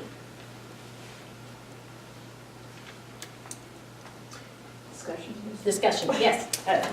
Well, I I like a just flashing want sign. to, I appreciate what Herb said initially about that the proposed budget, the budget proposed by the superintendent does supply an education enough for what our kids need, including small cars, and I see that. However, I think that the kind of excitement that all the activities, the curriculum that is produced by the person in this position, is important to keep a sense of excitement, love for learning, and 21st century learning for our kids. So I think that if we keep staying, just keep doing what we've been doing, I don't think it's enough. I think if we want to be competitive as a town and attract new families, we've heard from some members of the public, I think that's something we need to continue doing. I think it was the right choice when we started doing that, and I think we should maintain that. So that's my justification for my motion. Okay, thank you. Ann, since you seconded the motion, would you like to speak on it? I think we've heard from a lot of people how for some children, this is their link to school. And not that everything else isn't wonderful, but this is an exciting thing for them to come to school. We pride ourselves in having this STEAM program, which is very successful, and my guess is this is probably a fairly large part of that program. So I really think this is what makes us special. This is what gives us something that the other schools don't have, that the children, well, they probably do, many probably do too, but I think this is an important part of our middle school program. Other discussion? Well, I would like to say that I think it's really good that we have that position. And as I shared before, I would support to keep that position. But what we heard recently, that there is an unknown directives may come out from our state government, which would be on towns. It will be more spending. And the main thing that the program is still going to be functioning, the makerspace. And then another thing, I think it will have plenty of support here on the board, so you're still gonna put it in. So although I think it's a great position and I would support it, I think at this point I'm not gonna support it. So I'm sorry, just because of too many unknown factors coming into our town's responsibility, financial responsibility. So, but otherwise, I think it's a great position. Okay. We heard from the left side of the table, the right side of the table. I have several points. First, I hear what Herb's saying about the original budget that was proposed by Phil, but I think Phil has put forward with a task by directives from the Board of Finance asking to come in at a 0% budget, not at a flat budget, which includes the current services. So it is our responsibility to look at what we as a board feel is going to provide the same education for us and the best education for our children. We have different roles and he gives us guidance, but it's still, we're coming from a different perspective. So that's one point, and I agree that we have heard from the public and from children who say how important this position is. And I hear, Elena, that you're saying the position would still be there, but it would not be the same. It might be, there would be a program, but is the quality of the program going to be reduced by reducing the, taking away a certified staff person from that position? In my opinion, most definitely the quality of the program is going to be reduced by taking out that person who's been trained for that position. I said that in a previous meeting. And I understand that there's directives perhaps coming from the state, but we have to make a vote before those directives will come through. And those directives may not, I haven't read them because right now I've been away in Wonderland in Yellowstone for a week, and so I haven't even paid attention to what happens being said. But on the other part of it, I think we have to make a decision based on what we know right now, not on what perhaps could happen. And we're talking about next school year, are these changes where we're going to be regionalizing happening in September of 2019 or 20 or 20, when is that going to happen? And even if we do end up regionalizing, do other towns that we might regionalize with have a program like that, or would we be bringing a program to them that is quality, as we were putting our programs together?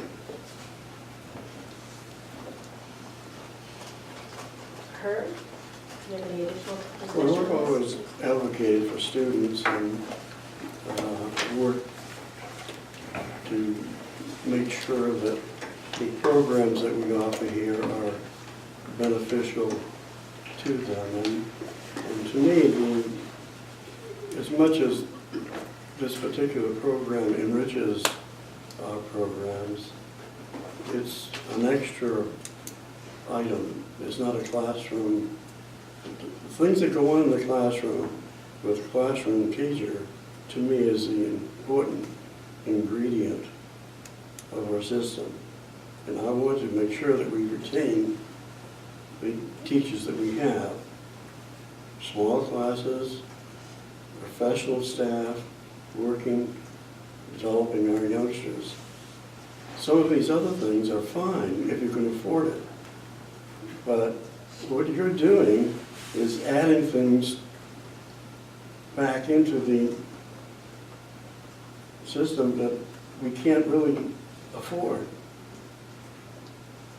If you put the $78,000 back into the budget, it's going to send our 3.5 or whatever it is up to 4 or 5 or 6% increase. And that's not really sustainable for Wellington at the present time. The money constraints on this town are very severe. The taxpayer has to pay the bill. And the money drives the budget, I'll admit that.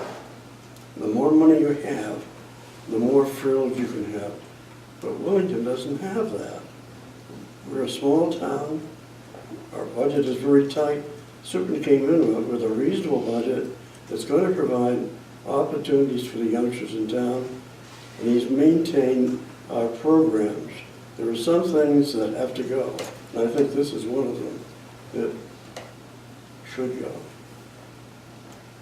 I would have to disagree with you on the what we can afford question, because if you remember when I did my calculation, we talked about it, the last Are number. we debating? No, I'm just putting I'm putting my discussion on the table because I haven't discussed this yet. Is that acceptable? I don't know whether you're just going to debate what I said. And It's not a point of fact, it's a for. different opinion. So I'm allowed to express a different opinion, right? I believe that Willington can afford this amount. I believe that the additional amount of money we would have added in if we'd gone with option B, which was $505,000, would have cost every household, not every person, every household in Willington, just over $4 a week. I think that is a small price to pay for maintaining our standard of education. We have people in So town- the affordability question. We have people in town that are Please fixed let me income. please let me finish, Herb, I let you finish. Please let me finish and then I'll let you comment Well, again, you okay? put in on me once in a while. I too. do, it's hard to hold back, isn't it? I feel that too. My point though is that affordability is in the eye of the beholder. And though I think that Willington can afford this, because not only is it not a large amount of money when you divide it up amongst everyone, it's also, I think, more than offset by the improvements to our property values and economic development when you maintain excellent education. Yes, Herb. Very good. Thank you. I will take that as a The compliment. increase that Phil came in with was about over $300,000 increase. These increases that we're putting back in, it's going to send it up to almost $500,000 increase Yeah, and in dollars. can I come? Oh, hold on, I didn't let him interrupt. Go ahead, Herb. And as I said, there are a lot of people in town right now that any increase takes bread out of their mouth, it takes food off the table. They're on fixed income, and every time we send that amount up, it's going to cost them. A lot of people can afford it, I can afford it, but there are a lot of people who can't.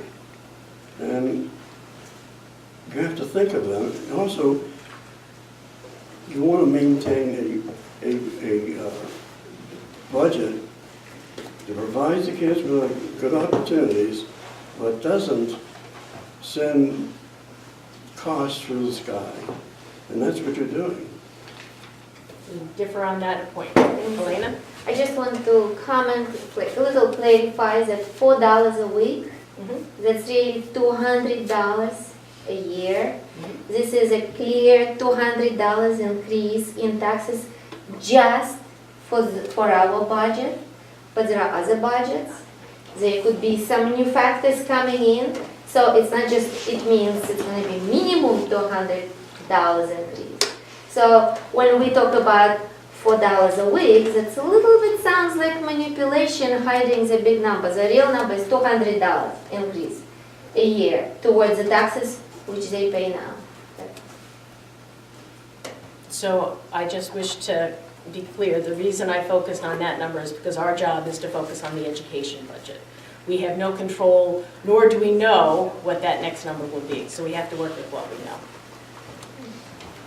Tracy, is that a hand? Okay.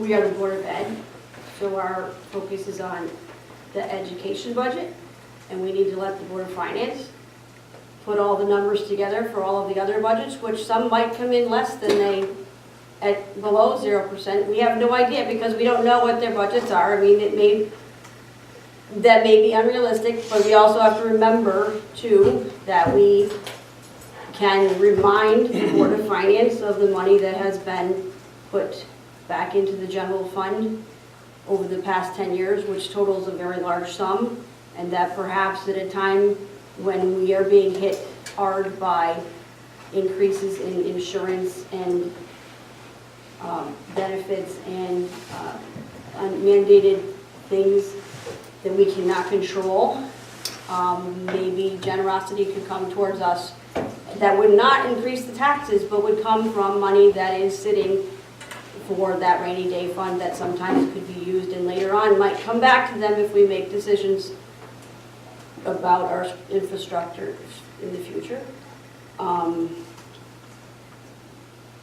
What's my other point there? I lost anything. In any case, that's what I'm trying to say. Okay. I just want to say that anything we come up with, I will support. Thank you. Although I think that we should try to come up with a reasonable figure. Duly noted. I think it's reasonable to ask for what we have, we're not adding You're a whole adding, bunch of programs you're on adding- top of what we're, no, we're not adding programs to what we have. We are saying our costs have increased Oh, because there's this. because of things that we cannot control. We are not saying, please give us a new enrichment program. We have an enrichment program that's been in effect for how many years? We had a teacher that retired, we hired a new teacher, the program changed, it moved to a different classroom, but it doesn't mean it's a new program. I don't know how much extra money I don't think we increased any money into that budgetary item over the past years. I think it's maintaining what we've had Just for years. Quick question, the person that we had before, that was the person that was doing the history day, right? Yes. So that wasn't, so we've had that for many years. They just change Right, the I name. think that's our point, that this is not a new program. This is something, what Tracy's saying, this has been a program that we've had, it just changed with the times, but it's something that we've always had. we've had a lot of programs over the years that we've discontinued. No, I understand, and. You know, I can think of 10 different classes that went by the wayside. It depends on conditions. If you have a flourishing economy and an enrollment that's growing, there's money everywhere, you can do things like that. But we're in But economy's still not too bad. The economy's not. So I don't want to go into a debate. I know. I want to make sure that everybody's had a second chance to respond. And I don't think you've had a second chance, and Elena, if there's any last I'm all thing. set. Okay. Are there any additional questions beyond discussion for this, for clarification purposes? Okay, so I'll restate the motion. So the motion on the table is to reinstate the school-wide enrichment position, and that is going to bring us to the equivalent of option E on our budget adjustments page, if you're looking at that. So that would mean that the total budget increase, so we'd add $78,022 for the school-wide enrichment position. The budget increase would be $350,893 for a budget total of $8,652,707, which is a 4.23% increase. You made the motion, and that's clear? Okay, that's. I made the seconded motion. it. Oh, you made the motion, and you seconded it. Sorry, Kiara. That's correct for the, where we are. Okay. So all those in favor of the motion signify by saying aye. Aye. Aye. All those opposed signify by saying nay. Nay. Motion carries. Okay, another deep breath. Almost through. We've got probably a few more motions that people want to put on the table or want to discuss. There is a water fountain in the hallway, is that true? No, it's in the selectmen's wing, but I did open the door. Okay. Well, Does anyone need a restroom break or a catch-up? Are we good? Okay, we're gonna push on then. It is 10 of 9, so I apologize for those of you who have to be up early. Are there any additional motions on that people would like to make amending our current budget? Tracy? I make a motion to reinstate the library media specialist position, the part of option D, which would be a cost of $114,410. Is there a second on the floor? I will second it. Thank you, Ann. Okay. Questions about the motion? Okay, if not, then we can have discussion. If you would like to start since you made the motion, if there's anything you'd like to start with?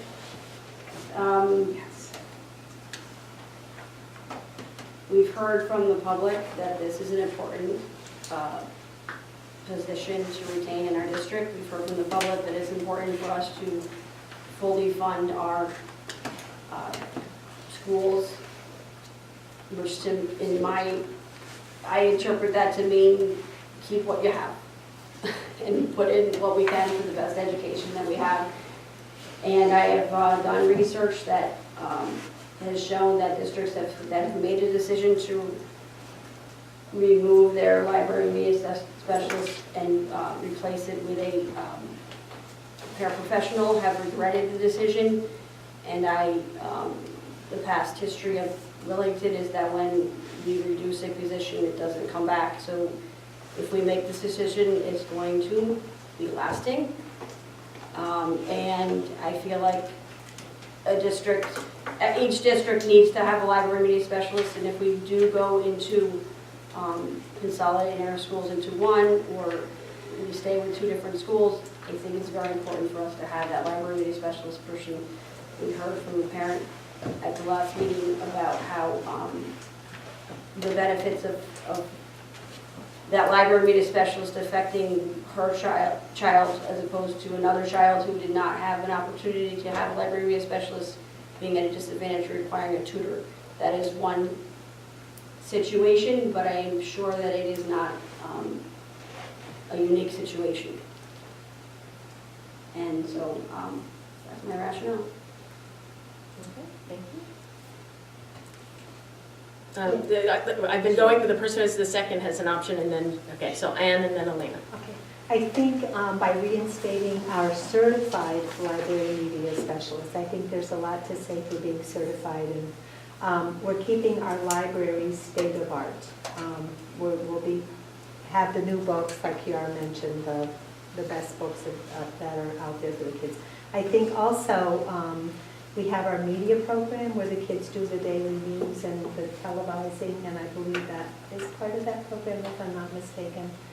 So I think that's another special thing that Willington has that not all schools have, but I think would be a wonderful thing for us to be able to maintain. And I also believe that pairing children with books, knowing children's interests, pairing them with books of their interest at their correct reading levels, I think is also a real advantage of having the library media specialist as opposed to a paraprofessional. Okay, thank you, Elena. As we figured out during our last meeting, that particular position has a full straight contact with children only. Actually, no, I thought 3 hours I was tired. It's actually 2 hours, 5 minutes maximum a day. So I think it is unfair for the town to pay that amount of money for that amount of job which that position requires. I think paraprofessional will do absolutely fine handling that amount of job. That's my position. Here? I see Elena's point, although it's a certified position, and there's a big difference between what a certified teacher can do compared to a paraprofessional. I don't know, it's a tough one. But I think since we are the Board of Education, supporting what our students need is really our job. So I would have to kind of agree with Ann and Tracy. Although it pains me because I'm looking at the budget increase. And we're going up and up, so it's tough. Kurt? Well, I've done a little research on library teachers, and they are an important part of the school system, and a certified staff members really very valuable to a school system. I can understand that. The duties of our certified person, I understand she's not in the library all day, in the cafeteria, monitoring kids and stuff like that. So she's not there constantly.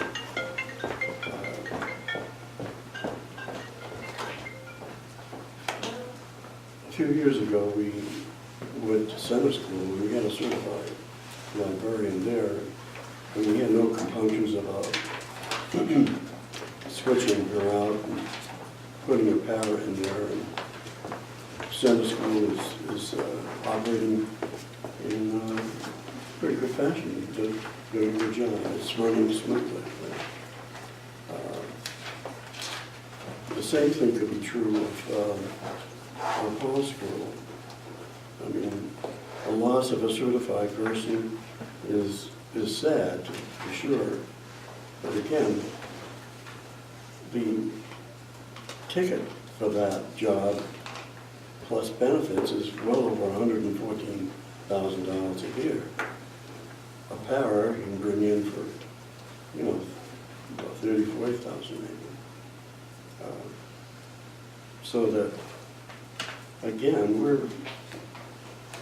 you're adding things back into the budget, and it's amazing. I can't believe it. I think it's great you're doing it, and you're very courageous. But nevertheless, the people in town have to foot the bill, And this is one way that we can reduce the budget in a reasonable fashion and still maintain our programs. I'd love to see the staff members stay there. I'd love to see that. But we're still in financial straits. We're not a wealthy town, a wealthy community. In spite of what you say, someone has to pay for it, and in normal times, if we were flourishing and if the town was growing, the brand list was up and so forth, I say, fine, spend. But right now, a lot of people are having a tough time, and any increase is going to have an impact on the community. I think a lot of what I would comment on was said in our last round, but there is one piece of information that I thought was relative to this particular conversation. And that's in the early grades, you learn to read. But it's in the later grades that you read to learn. And that the connection to content becomes even more important in the middle school years because that's where they're learning from. And if we're not able to provide certified, experienced people who can connect kids to learning, then I think that the great news we had earlier today about kids on track for high school graduation will not stay at that high level. So I'm concerned that this hits right at our primary mission of educating children. So while it may not be a classroom teacher with the students in a, in one person classroom, I think this particular position is essential to our middle school and to our middle school program. Can I say something? Yeah, so, okay, so we've all had first, so now you can have seconds. Go Yeah, ahead. thank you. Well, as I agree with you, to the point. If my position, I'm thinking, maybe I don't understand something. If the librarian position would get in touch with children every day, with all the children in school, that's one thing. But as I understood from the explanation from the last meeting, that it's really getting in touch with children straight, with some particular class, only once every 2 weeks. And the lunchtime. So how much it can influence children's ability and love to reading if it's only once every 2 weeks?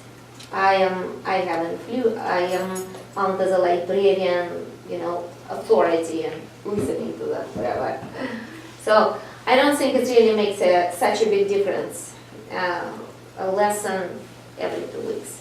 I think the love to reading has to be developed on a regular basis, every day, and mostly homes. If home supports it, then there will be reading. Well, that's not quite realistic. Every home support. Okay, Anne has her hand up. I just want to make a point of clarification. As a 35-year teacher, all certified teachers have lunch duty. So that is just part of, all the classroom teachers have lunch duty, recess duty. So that's just part of being an educator. So Yeah, it's but- not unique to the librarian. Yeah, but during the lunch, how many children can you talk to? They're eating, they're resting, so that's not But really. you're supervising the children at that. What she's saying is, and I'm not sure how it works here, but most schools, teachers have duty. So you either At supervise lunchtime, recess or you recess. provide lunch supervision. So that's why that was on the librarian. It probably, it might free up some time from other teachers that I didn't quite interpret it like you did. But that's, I don't want to get into. Spend Okay, more time we're- on me at this particular point. We're on second rounds. I've heard from the left-hand side twice now. Going back to my right, you guys are giving me a workout left and right today. Herb, Tracy, anything else you want to add to your earlier comments? Yeah, I mean, I because I work in schools and I've worked in many schools, including Hall School, I feel I have a different understanding than some members of the board of what the responsibilities are. But when I look at the responsibilities of the library media specialist on the sheet, I see a whole lot of responsibilities that cover being with kids a lot of different times throughout a day, and I don't think you can, it's like comparing apples and oranges, comparing a classroom teacher and a library media specialist. They have different responsibilities. Part of the responsibility of library media specialist is not to be in touch with kids 6 hours a day as a classroom teacher would be, but to be doing the background stuff to support those teachers with their curriculum, planning things that will help when those students do come in. And we're talking about, when we talk about them being in touch with kids once every 2 weeks, how many classes are we talking about that she's covering? So you're not saying it's 4 classrooms that she's seeing every 2 weeks. That's spread out by how many classrooms? I don't even know if you could, how many classes we're talking about, how it's spread. I don't know the schedule, how they go to the library and their language arts class, or, It could be the science class that they're going in with too, because they're doing a special project. So you can't add up the numbers and figure out and say that that position is only being with kids for 2 hours a day. You can't. No, we did it. Last meeting. No, but I it's- don't wait, think, wait, I another don't argument. think the understanding is, I was here for that part of the meeting, but I didn't come up with the same numbers that you did in my head. And I don't know what everybody else did, and it's not a competition of whose numbers are right, but I just know that the responsibilities are different. And just because that library media specialist is in her office ordering those books or planning what books need to be used for that classroom doesn't mean she's not influencing kids just because she's not talking to them. She's influencing them in a different manner. Can I talk to the library media specialist? No, at this point, I want to keep the conversation well, I'm here. just saying, This is not an no. argument about whose data is right. We were all in the room at the same time when we heard that presentation last time, so Okay. I just want, your point is taken that you heard it and something different about the way that person works with children's and supports the schools. Herb, you want seconds? No. You're full. Come on, it's pumpkin pie. Okay. So I strongly support the reinstating of the media specialist, and I think for all the reasons that you stated, Tracy, because this person really supports the entire school-wide effort for literacy, and I think provides a tremendous service and experience that is essential to the Hall Memorial Schools community. So We're approaching that $500,000 increase in this. well, we're not there yet. Give me a chance. I got another motion I coming know still. you So do. hold on. Don't scare us. Are you shaking in your boots? Just wait. I can tell you about like the new, yeah, that's it, sorry, okay. We have a motion on the floor. We've all had 2 chances to respond to what's out there. Are there any additional questions on the motion on the floor? Okay, so I'm going to restate it and correct me, Phil, if you think I've got this right. And one more clarification. Okay, please, for clarification before we go, yes. Can you give a ballpark estimate, Donna or Phil, on the cost of a paraprofessional versus the $114,410 for a I think Herb's certified number was position? fair. Herb's number was fair, $35,000 to $40,000 Yes, Okay, that's good. I just wanted, But Okay. without, But that, without benefits. but this is, so wait, the motion on the floor is to add this position back in. Is the paraprofessional in the existing underlying motion? no, I'm just asking the That's a second clarification. motion. So for I'm not making a motion, I'm just asking the move that question. forward. Okay. What that would be. You just want to know what's in or out. Was there another You want a question? motion? to, No, we already have a motion. I I know, I I have don't an know. amendment to the motion. well, no, first we have a question on the existing motion and then we'll go back. When, Phil, when you, for option D, when you added 114,410, isn't that net of the paraprofessional? Because if you add the position, then you would have to take out the paraprofessional that, no, why not? Paraprofessional already exists in the budget. That No, person's the meet, I'm not hiring a interventionist. paraprofessional. Right. So you would just take another paraprofessional who does something else and switch your duty? That's correct. That's right, you said was providing support, okay. Okay. So the clarification I remember is that that's already in the budget. The motion on the table for clarification purposes is to reinstate the library media specialist position, which will add $114,410 to the bottom line that we're at, and would bring us to option C with the budget total at $8,767,117, or 5.6%. Is that correct? That is correct. Okay. Any additional questions?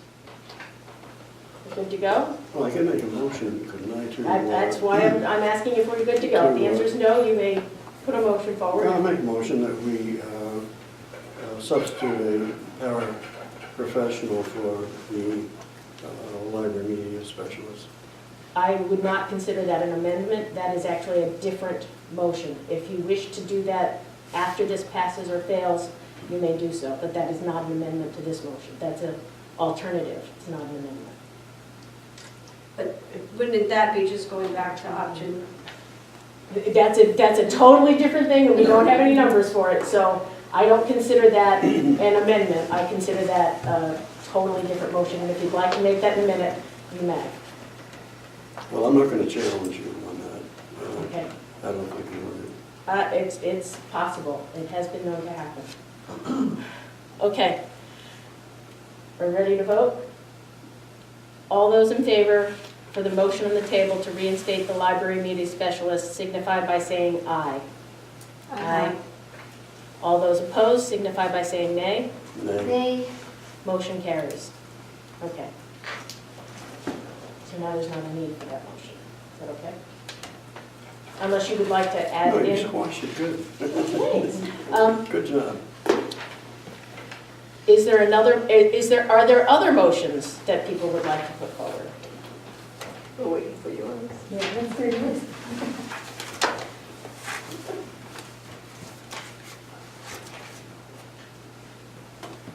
I would normally put forward the increase from option C to get to option B at the 505,000. The difference is an additional 0.49 or 0.5%. And that's in part because the current budget leaves us absolutely no breathing room. I think that this budget is barely maintaining our existing services. I would have liked this to be even higher than that. I can tell by the fact that you all laughed at me when I put the possibility of another motion on the table. I'm pretty clear that it will just extend to us later, so I will not be making another motion to go there, since it's not likely to pass tonight. So know that I am, that I would go even further. But unless you're all coming with me, it's not worth the extra time tonight, and it is after my bedtime. Okay, additional motions on the table? Or are we ready to vote on the final bottom line motion that has been amended?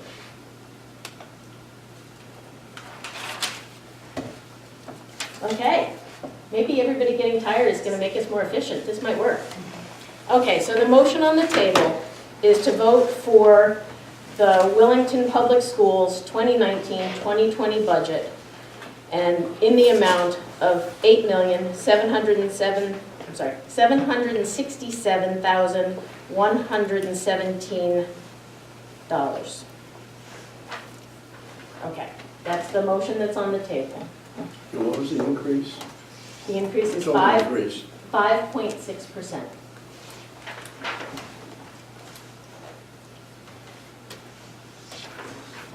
Are there questions or additional amendments before we move ahead with the vote? I just have a statement. This is basically a flat budget from this year minus the 1% that we'll lose in the supplies if we do lose that. And we're still coming in under our 6.99, which was the cost of our fixed expenses. So basically, this represents, except for that minus 1% in supplies, the budget that we're now living with, which is frozen because it wasn't enough money to, so. For that reason, I support this new budget, or this budget. well, I just would like to say that I can support this budget. I think we did not try too hard to put interests of this town, people who are on a lower financial level in this town, we kind of ignored it. I would personally consider it irresponsible, but that's fine. Tracy? I'm just putting it out there that historically this town supports education, and what we say we need, they support. And if the Board of Finance accepts what we say we need and puts it towards a vote at referendum, I truly believe it will be supported by the town. Actually, this is just one part of the overall budget. The selectmen and the other agencies in town are putting together their budget too, and if they all come in at 5 or 6%, that's an astronomical amount of money that the community has to come up with. The Board of Education is asking for almost a $500,000 increase. If the rest of the town comes in and asks for another $250,000, you're pushing $250,000 increase in the town budget. I don't know whether they're going to accept that. As far as support in town is concerned, it's true. In the town, we've always had good support from the citizens in town. There's always a block of about 300 that would vote no, but we've always had at least 600 or 700 that voted, and supported the budget. But that's in terms of a reasonable figure that we've come in with, and this is a little over the line, I think. If it had been 3 or 4% maybe, but we're pushing almost 6%, and we're pushing a $500,000 increase. And it's true for what you're saying. We're going to maintain programs that we have, which is good. If the budget passes, it's going to be great. Be a surprise. I don't think so. I don't see that I feel like this is a reasonable budget because we are asking to maintain barely what we have currently. And I would argue that my guess is, it's not my job because I'm not on the Board of Finance, but I would guess that our budget is constrained much more than the other budgets in town by mandated requirements, and we have probably the largest population of personnel that we have to pay benefits to, which is driving the costs plus transportation for the large amount of students we transport across the distance that we have. Well, a lot of factors you have to take into consideration in the budget. It's not only the programs, and we wouldn't be here if we weren't advocating for students. We want to provide the best opportunity we can for them. That's true. But you also, when you're developing a budget, you have to take into consideration the community, the town, taxes, and the impact that you're coming in with is going to have on the financial straits of the town. And this is going. And if you look around in other towns, not too many are coming in at 6%. 2%, 3% maybe, but not 6%. So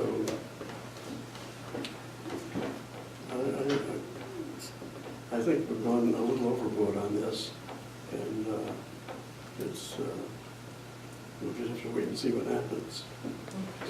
It'll be out of our hands pretty soon. In just moments, if we're ready to vote. I think everything we've said needs to be said. Are we ready? Okay, so all those in favor of adopting the Willington Public Schools 2019-2020 budget for a total amount of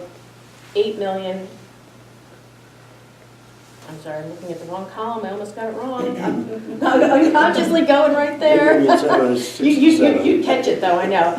8,767,117. Signify by saying aye. Aye. All those opposed signify by saying nay. Nay. Okay, motion carries. Okay, and because the board's work is never done, we still have old business in approving the 2019-2020 school calendar, which is the last of the attachments in your package.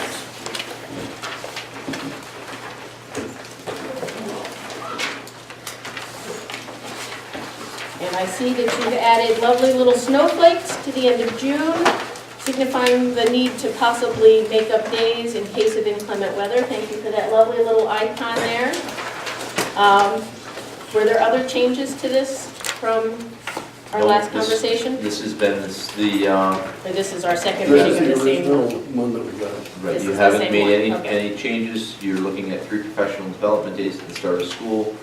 This matches what was presented initially as the East Con calendar and the regional calendar, meaning Ashford, Mansfield, Willington, Columbia as well. We have one of the changes that we had talked about last time was we had the half-day of professional development that I was saying either October or May, and it is now circled in October on the 11th. Makes for a long weekend for folks, for parents. Pretty much everything else that's on there is status quo.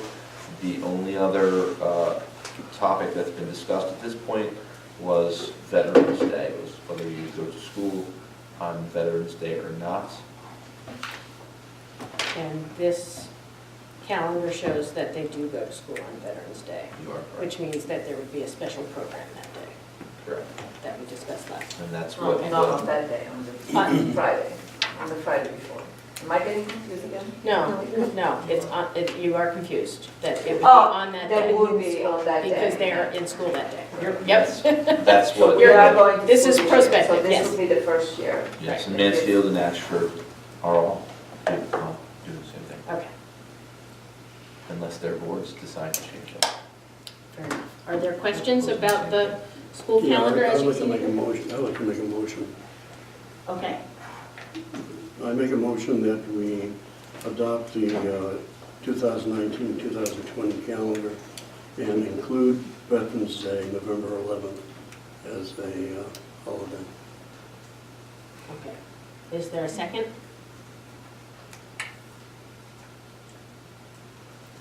Okay, seeing no second, that motion is not carried.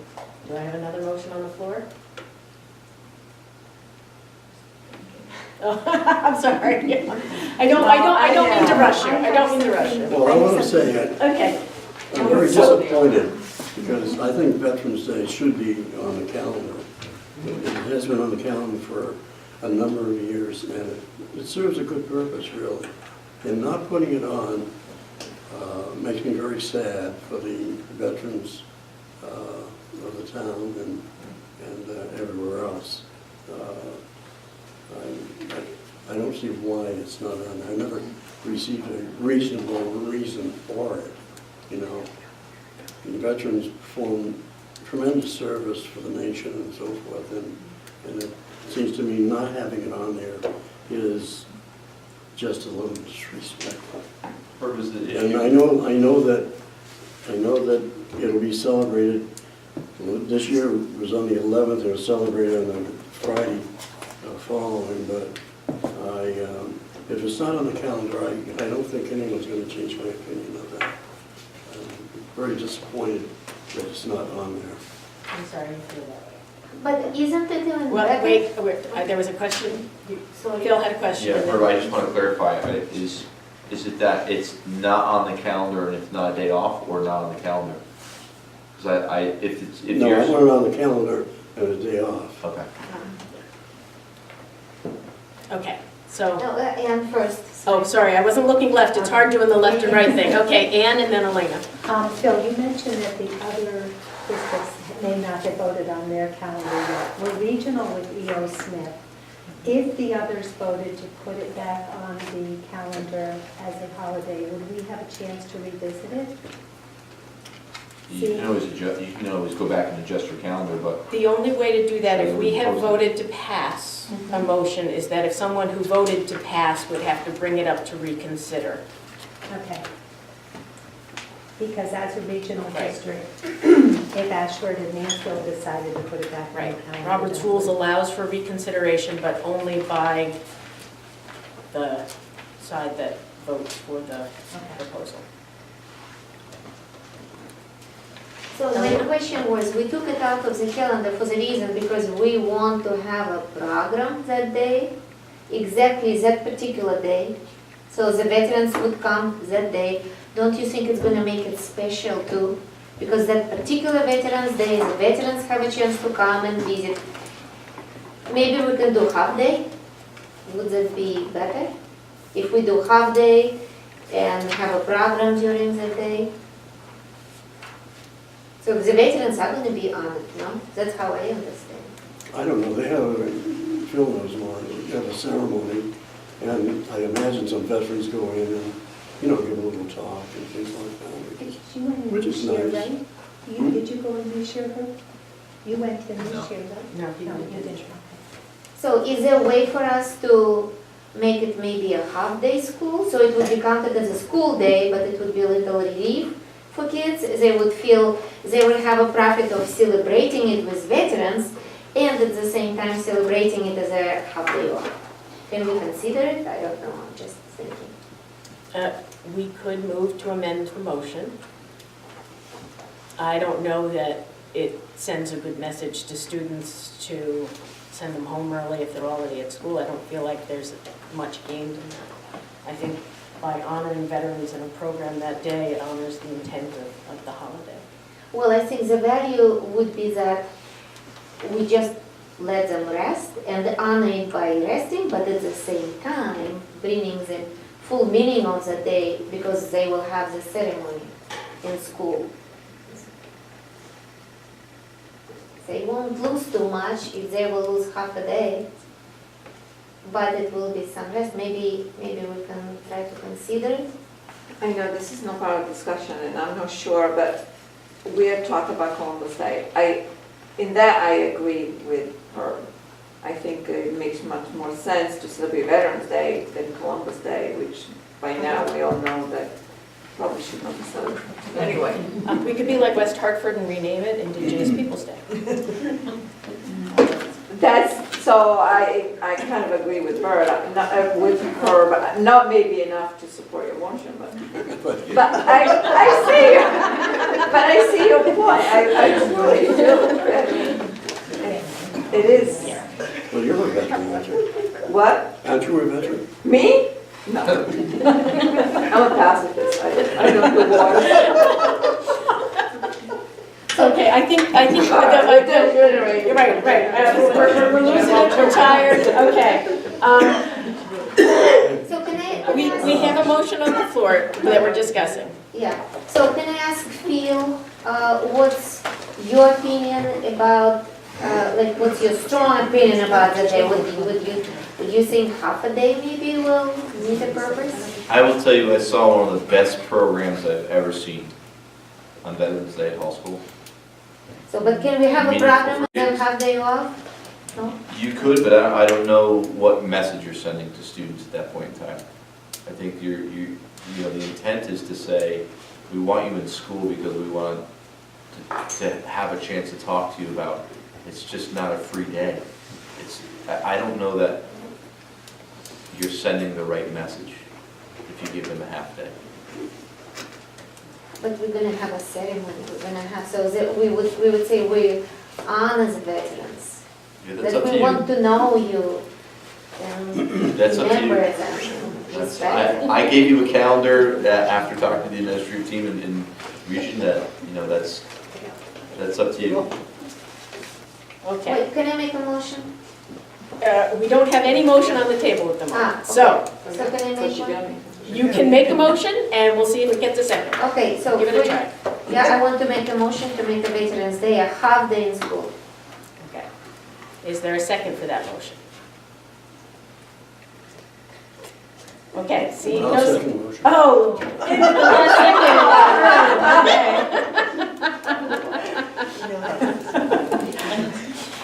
Okay, we have a motion and it has been seconded. So now we'll have time for questions and discussion. Elena, do you No, want to I speak more on that? already made Her- my point. Since you You made the seconded, motion. I know, So I already made I just think it would be great to respect and let them rest too, so, Okay. me, 2 points. do you have a chance? No, I Do you just want to seconded to get it on the floor. That's comment? Okay. That's the kind of support Okay. you get. Can I check in on that? Yes.